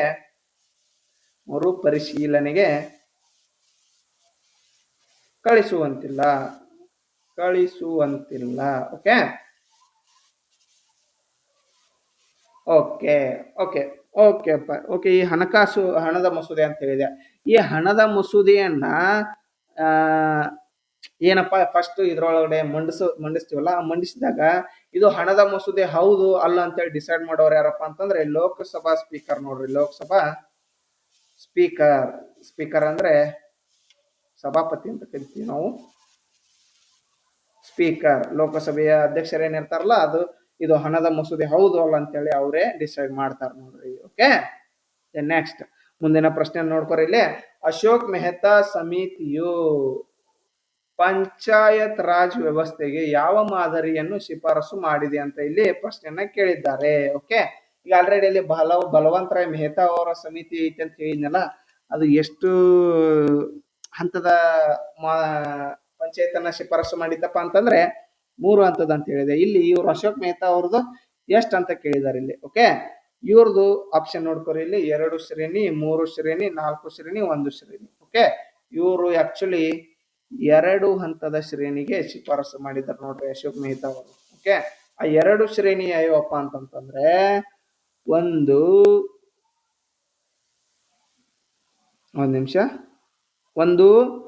ಗ್ರಾಮ ಮಟ್ಟದ್ರಿ. ಓಕೆ, ಒಂದು ಗ್ರಾಮ ಮಟ್ಟದಿರ್ಲಿ, ಇನ್ನೊಂದು ಜಿಲ್ಲಾ ಮಟ್ಟದಿರ್ಲಿ, ನಮಗೇನ ತಾಲೂಕು ಮಟ್ಟದ್ದು ಬ್ಯಾಡ ಅಂತ ಹೇಳಿ ಇವರು ಇದನ್ನ ಹೇಳಿದ್ರು. ಓಕೆ, ಈ ಅಶೋಕ್ ಮೆಹ್ತಾ ಸಮಿತಿ ಇದು ಪಂಚಾಯತ್ಗೆ ಸಂಬಂಧಪಟ್ಟಿದ್ದೈತ್ರಿ.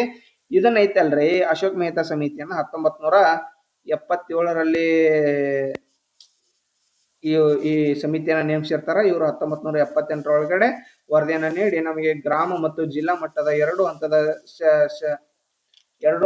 ಏನು ಪಂಚಾಯತಿಗಳು ಇದ್ರ ಸಾಕಪ್ಪ ಅಂತ ಹೇಳಿ ಇವರು ಹೇಳ್ತಾರ.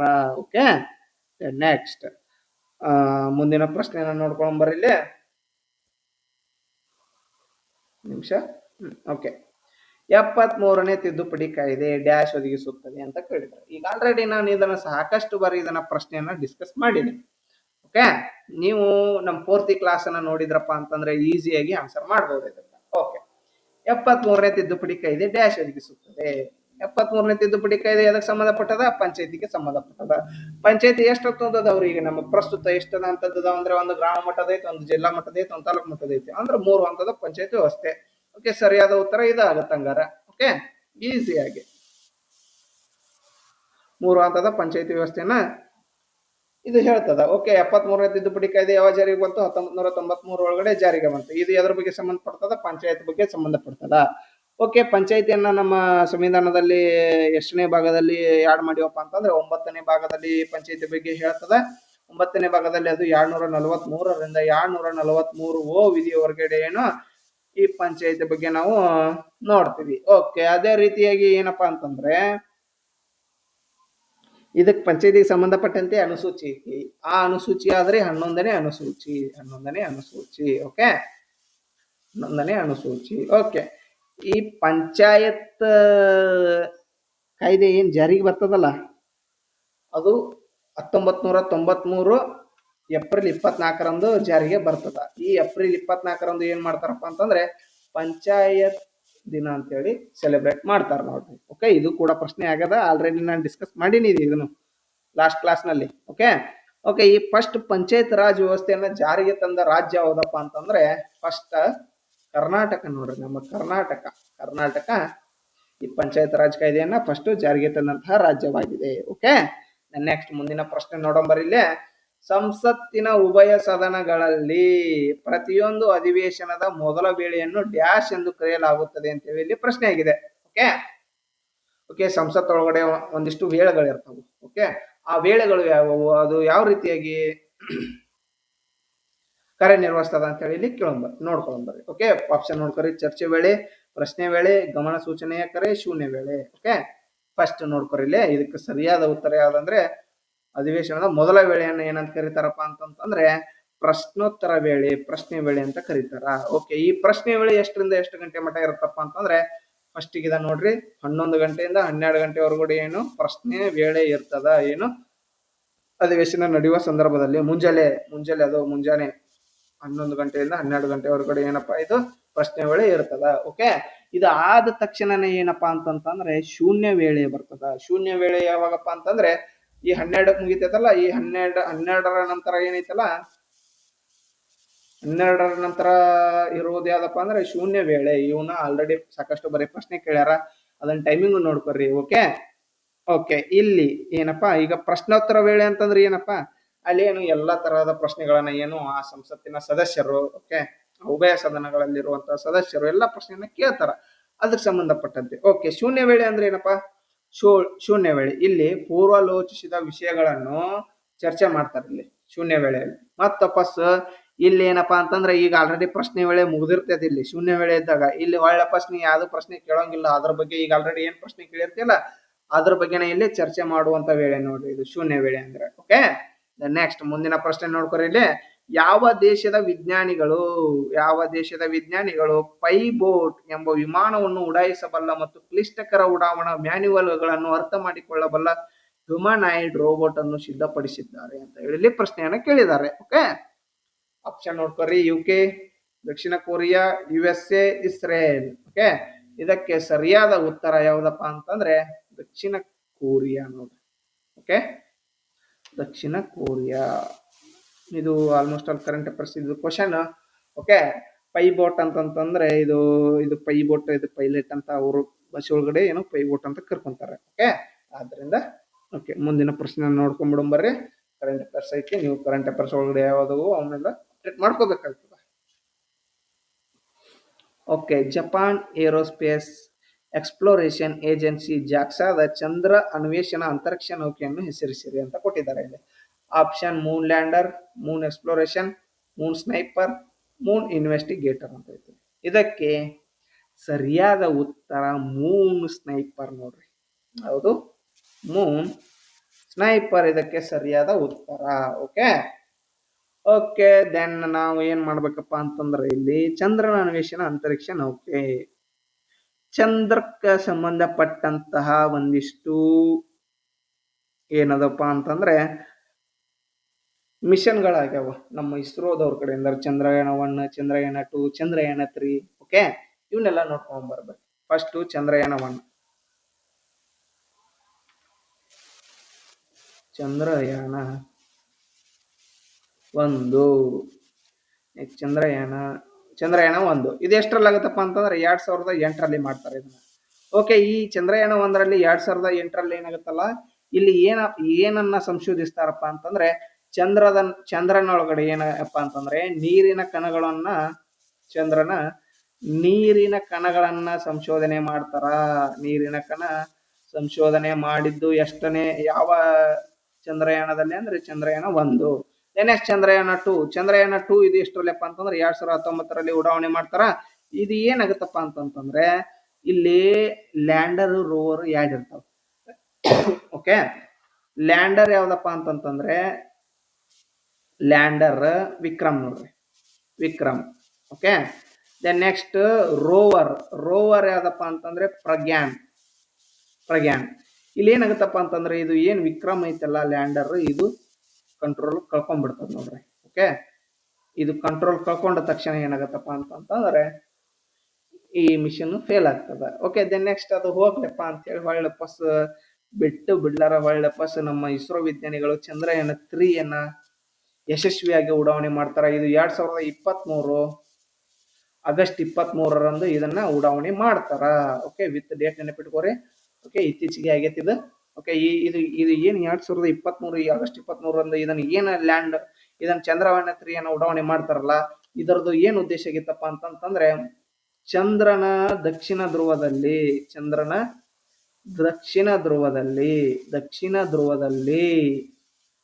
ಸಾಫ್ಟ್ ಲ್ಯಾಂಡಿಂಗ್ ಮಾಡ್ತಾರ ನೋಡ್ರಿ. Soft landing. Okay, soft landing ಮಾಡ್ತಾರ. ಇದೇ ಒಂದು ದೊಡ್ಡ ಸಾಧನೆ. ಯಾಕಪ್ಪ ಅಂತಂದ್ರೆ ಯಾವ ದೇಶಗಳು ಕೂಡ ಮಾಡಿರತಕ್ಕಂತಹ ಸಾಧನೆಯನ್ನ ಮಾಡ್ತಾರ. ಓಕೆ, ನೆಕ್ಸ್ಟ್ ಚಂದ್ರಯಾನ 4 ಈಗ ನೆಕ್ಸ್ಟ್ ಬರುವಂತ ಮಿಷನ್. ಈ ಚಂದ್ರಯಾನ 4 ಆಕ್ಚುಲಿ ಈ ಜಾಕ್ಸಾ ಏನೈತಲ್ರಿ, ಜಪಾನ್ ಮತ್ತು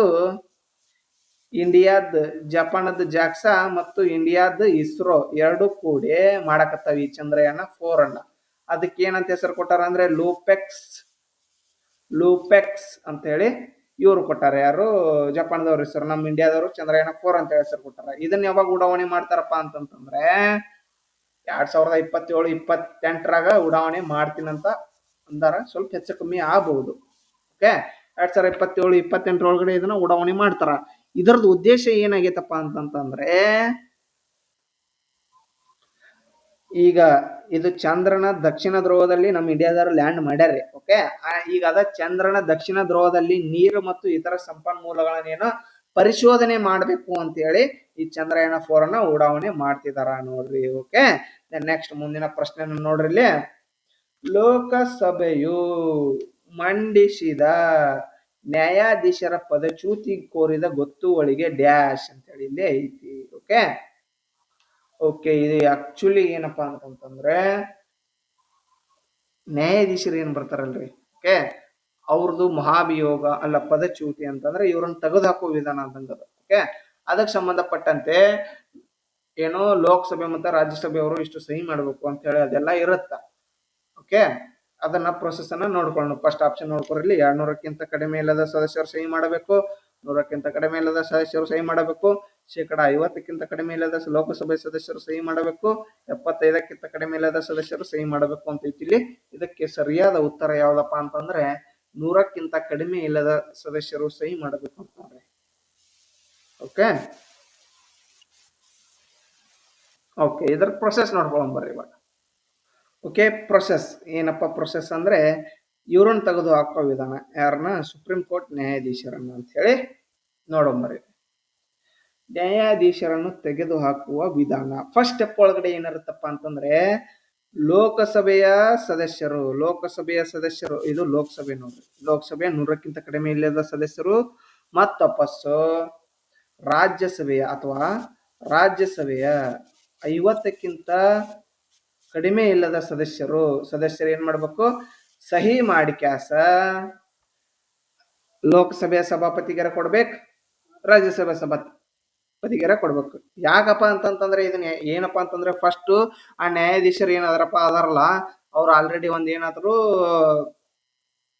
ಅಪ್ಪದನ್ನೇ ಮಾಡಿರ್ಬೇಕು. ಹಂಗ ಖಾಲಿ ಪಾಲ್ತು ಇವ್ರು ಡೈರೆಕ್ಟ್ ಮಾಡಕ್ ಬರಲ್ಲ. ಅದ್ರಾಗ ಒಟ್ಟು ಅದಕ್ಕೆ ಹಿಂದೆ ಏನಾದ್ರು ಐತಿ ಇವ್ರು ಮಾಡ್ರ ಅಂತೇಳಿ ಎಕ್ಸಾಕ್ಟ್ ಕ್ಲಿವ್ ಇತ್ತಂದ್ರೆ ಅಷ್ಟೇ ಇವ್ರು ಇದ್ರೊಳಗಡೆ ಸ್ಟಾರ್ಟ್ ಮಾಡ್ಬೇಕಾಗತ್ತ ಸದನದೊಳಗಡೆ. ಓಕೆ, ಫಸ್ಟ್ ಒಂದು ಲೋಕಸಭೆ ಅಥವಾ ರಾಜ್ಯಸಭೆಯವರು ಏನು ಲೋಕಸಭೆ ಒಳಗಡೆ 100ಕ್ಕಿಂತ ಕಡಿಮೆ ಇಲ್ಲದ ಸದಸ್ಯರು ಸಹಿ ಮಾಡ್ಬೇಕಾಗತ್ತದ, ರಾಜ್ಯಸಭೆ ಒಳಗಡೆ 50ಕ್ಕಿಂತ ಕಡಿಮೆ ಇಲ್ಲದ ಸದಸ್ಯರು ಸಹಿ ಮಾಡ್ಬೇಕಾಗ್ತದ.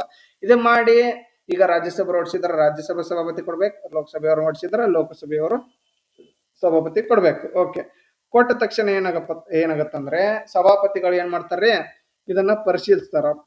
ಪರಿಶೀಲನೆ ಮಾಡಿ ಓಕೆ ಅವ್ರು ಅಪವಾದನೆ ಮಾಡ್ಯಾರ ಅಂತೇಳಿ ಪರಿಶೀಲನೆ ಮಾಡಿ ಓಕೆ ಅಂತಂದ್ರ ಅವರು ಒಪ್ಪಿಗೆ ಅನುಮೋದನೆ ನೀಡಬಹುದು, ಇಲ್ಲ ಅಂದ್ರೆ ಇಲ್ಲ. ಒಂದ್ ವೇಳೆ ಅನುಮೋದನೆ ನೀಡಿದ್ರಪ್ಪ ಅಂತಂದ್ರ ಆಗ 3 ಜನರ ಒಂದು ತನಿಖಾ ಸಮಿತಿಯನ್ನ ನೇಮಕ ಮಾಡ್ತಾರ. 3 ಜನರ ತನಿಖಾ ಸಮಿತಿ. ಆ ತನಿಖಾ ಸಮಿತಿ ಒಳಗಡೆ ಯಾರ್ಯಾರು ಇರ್ತಾರ ಅಂದ್ರೆ ಒಬ್ರು ಸುಪ್ರೀಂ ಕೋರ್ಟ್ ಜಡ್ಜ್ ಇರ್ತಾರ, ಸುಪ್ರೀಂ ಕೋರ್ಟ್ ಜಡ್ಜ್ ಮತ್ತು ಹೈಕೋರ್ಟ್ ಜಡ್ಜ್ ಇರ್ತಾರ. ಓಕೆ, ಅದೇ ರೀತಿಯಾಗಿ ಒಬ್ಬ ಪ್ರತಿಷ್ಠಿತ ನ್ಯಾಯಶಾಸ್ತ್ರಜ್ಞ ಇರ್ತಾರ, ಪ್ರತಿಷ್ಠಿತ ನ್ಯಾಯಶಾಸ್ತ್ರಜ್ಞರು ಇರ್ತಾರ. ಓಕೆ, ಇವರೆಲ್ಲ ಅದನ್ನ ಅಷ್ಟು ಫುಲ್ ಇನ್ವೆಸ್ಟಿಗೇಷನ್ ಮಾಡ್ತಾರೆ. ಓಕೆ, ಈ ಜಡ್ಜ್ ಏನು ತಪ್ಪು ಮಾಡ್ಯಾನೋ ಇಲ್ಲ ಅಂತೇಳಿ ಫುಲ್ ಎಲ್ಲ ಇದು ಮಾಡ್ತಾರ.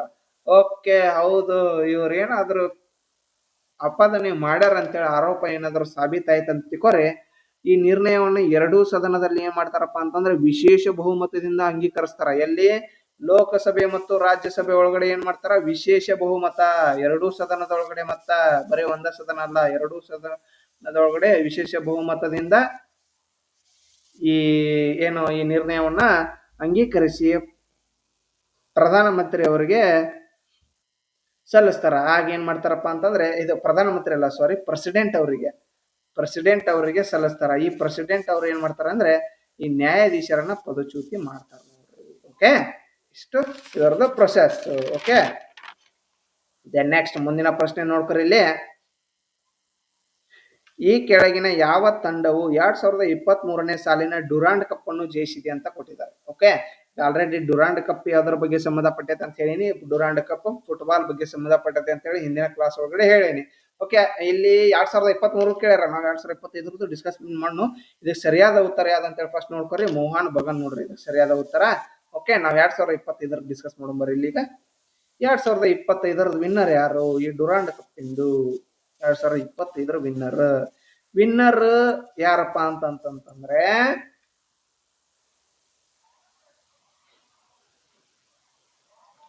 North East United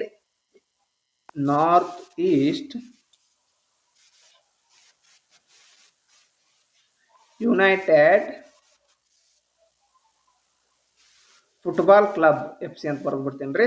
okay, then next runner up ಯಾರಪ್ಪ ಅಂತಂದ್ರೆ ಸೆಕೆಂಡ್. ಓಕೆ, ಅವ್ರು ಯಾರಪ್ಪ ಅಂತಂದ್ರೆ Diamond Harbour football club. Okay, ಇವರು ರನ್ನರ್ ಅಪ್, ಇವರು winner North East United FC, Diamond Harbour FC ಏನಿದು ರನ್ನರ್ ಅಪ್. ಓಕೆ, ಈ 2025 ಒಳಗಡೆ ಈ ಡ್ಯುರಾಂಡ್ ಕಪ್ ಏನ್ ನಡೀತದ, ಇಲ್ಲೂ 134ನೇ ಎಡಿಷನ್ ಆಗೈತೆ ನೋಡ್ರಿ. 134th ಎಡಿಷನ್ ಅಂದ್ರೆ ಆವೃತ್ತಿ. ಓಕೆ, ಈ ಆವೃತ್ತಿದು ಫುಟ್ಬಾಲ್ದು ಆಗೈತಿ. 134 ಆಗೈತೆ ಅಂದ್ರೆ ಬಹಳ ಹಳೇದಾತಪ್ಪ. ಓಕೆ, ಬಹಳ ಹಳೇದಾತಂದ್ರೆ ಈ ಡ್ಯುರಾಂಡ್ ಕಪ್ ಆಕ್ಚುಲಿ ಎಷ್ಟ್ರೊಳಗಡೆ ಸ್ಥಾಪನೆ ಆಗ್ಯದ ಅಂದ್ರೆ 1888ರಲ್ಲಿ ಈ ಡ್ಯುರಾಂಡ್ ಕಪ್ ಸ್ಥಾಪನೆ ಆಗಿದೆ. ಓಕೆ, ಇದು ಸ್ಥಾಪನೆ 1888ರಲ್ಲಿ ಸ್ಥಾಪನೆ ಆಗಿದ್ದು. ಇದು ಏಷ್ಯಾದೊಳಗಡೆ ಅತ್ಯಂತ ಹಳೆಯ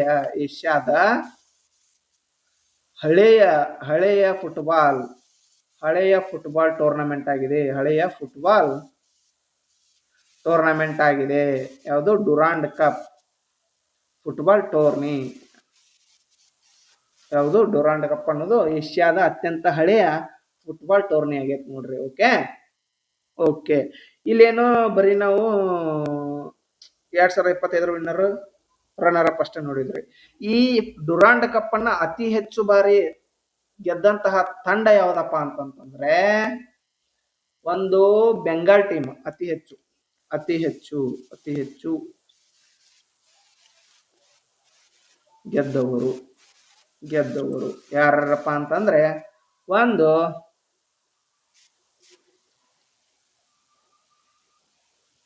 ಈಸ್ಟ್ ಬೆಂಗಾಲ್ ಟೀಮ್ ನೋಡ್ರಿ. East Bengal team. ಇನ್ನೊಂದು ಯಾವ್ದಪ್ಪ ಅಂತಂದ್ರೆ ಮೋಹನ್ ಬಗಾನ್ ಟೀಮ್ ನೋಡ್ರಿ. ಇವೆರಡು ಏನದಾವಲ್ಲ, ಈಸ್ಟ್ ಬೆಂಗಾಲ್ ಮತ್ತು ಮೋಹನ್ ಬಗಾನ್ ಟೀಮ್ ಅತಿ ಹೆಚ್ಚು ಬಾರಿ ಈ ಡುರಾಂಡ್ ಕಪ್ ಅನ್ನ ಗೆದ್ದಂತಹ ತಂಡಗಳು ಇವು. ಓಕೆ, ನೆಕ್ಸ್ಟ್ ಮುಂದಿನ ಪ್ರಶ್ನೆಯನ್ನು ನೋಡ್ಕೊಂಡ್ ಬರ್ರಿ.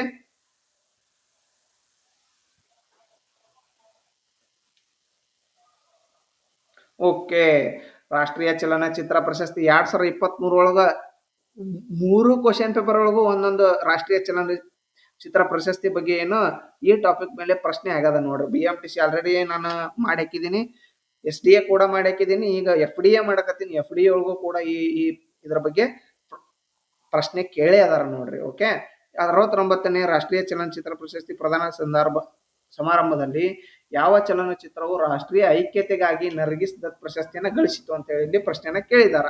ಓಕೆ, ಆಪ್ಷನ್ ನೋಡ್ಕೊಡ್ರಿ. RRR, Sardar Udham, the rise Pathaan, the Kashmiri files. ಇದಕ್ಕೆ ಸರಿಯಾದ ಉತ್ತರ ಬಂದ್ಬಿಟ್ಟು ದಿ ಕಾಶ್ಮೀರಿ ಫೈಲ್ಸ್ ನೋಡ್ರಿ. ಓಕೆ, ನಾವು ಇದು 2000 ಇದ್ರದಾತ್ರಿ 69ನೇದು. ಹಂಗಾದ್ರೆ ಈಗ 2025 ಒಳಗಡೆ ಎಷ್ಟನೇ ಸಾಲಿಂದಪ್ಪ ಅಂತಂದ್ರೆ 71ನೇ ಸಾಲಿನ ಪ್ರಶಸ್ತಿಯನ್ನ ನೋಡ್ಕೊಳ್ಳೋಣ. 71ನೇ ಸಾಲಿನೊಳಗಡೆ ಈ ನರ್ಗಿಸ್ ದತ್ ಪ್ರಶಸ್ತಿಯನ್ನ ಯಾವ ಫಿಲ್ಮ್ ಕೊಟ್ಟಿದಾರಪ್ಪ ಅಂತಂದ್ರೆ, ನರ್ಗಿಸ್ ದತ್ ಪ್ರಶಸ್ತಿಯನ್ನ ಯಾವ ಫಿಲ್ಮ್ ಕೊಟ್ಟಿದಾರ ಅಂದ್ರೆ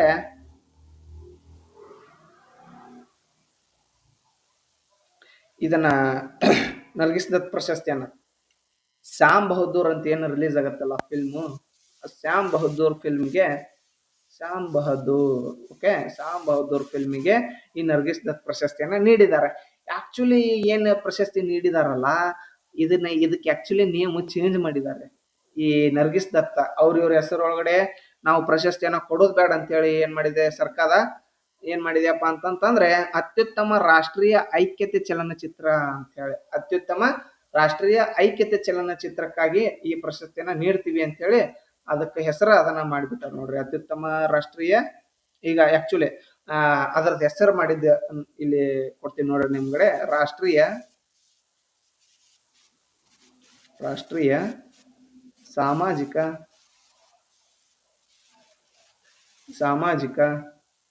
ಮತ್ತು ಪರಿಸರ ಮೌಲ್ಯ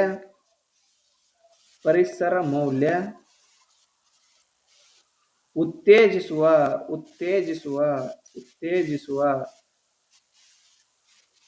ಅತ್ಯುತ್ತಮ ಚಲನಚಿತ್ರ ಅಂತ ಮಾಡಿಬಿಟ್ಟಿದ್ದಾರೆ. ಓಕೆ, ಇದರದ ಹೆಸರು ನರ್ಗಿಸ್ ದತ್ತದ ಹೆಸರು. ಓಕೆ,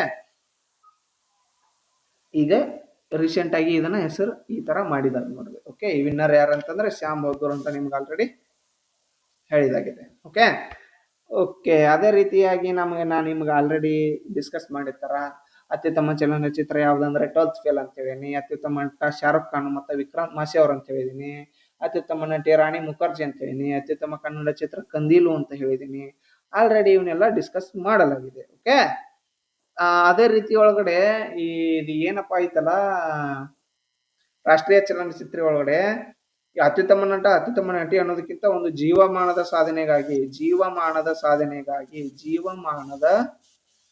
ಸಾಧನೆಗಾಗಿ ಒಂದು ಪ್ರಶಸ್ತಿ ನೀಡ್ತಾರ. ಈಗ ಹೆಂಗ್ ನರ್ಗಿಸ್ ದತ್ ಐತಲ್ಲ, ಅದೇ ರೀತಿಯಾಗಿ ಜೀವಮಾನದ ಸಾಧನೆಗಾಗಿ ಒಂದು ಪ್ರಶಸ್ತಿ. ಅದಕ್ಕೆ ಏನಂತ ಕರೀತಾರಪ್ಪ ಅಂತಂದ್ರೆ ದಾದಾ ಸಾಹೇಬ್ ಫಾಲ್ಕೆ ಪ್ರಶಸ್ತಿ ಅಂತ ಕರೀತಾರ. ದಾದಾ ಸಾಹೇಬ್ ಫಾಲ್ಕೆ ಪ್ರಶಸ್ತಿ ಅಂತ ಕರೀತಾರ.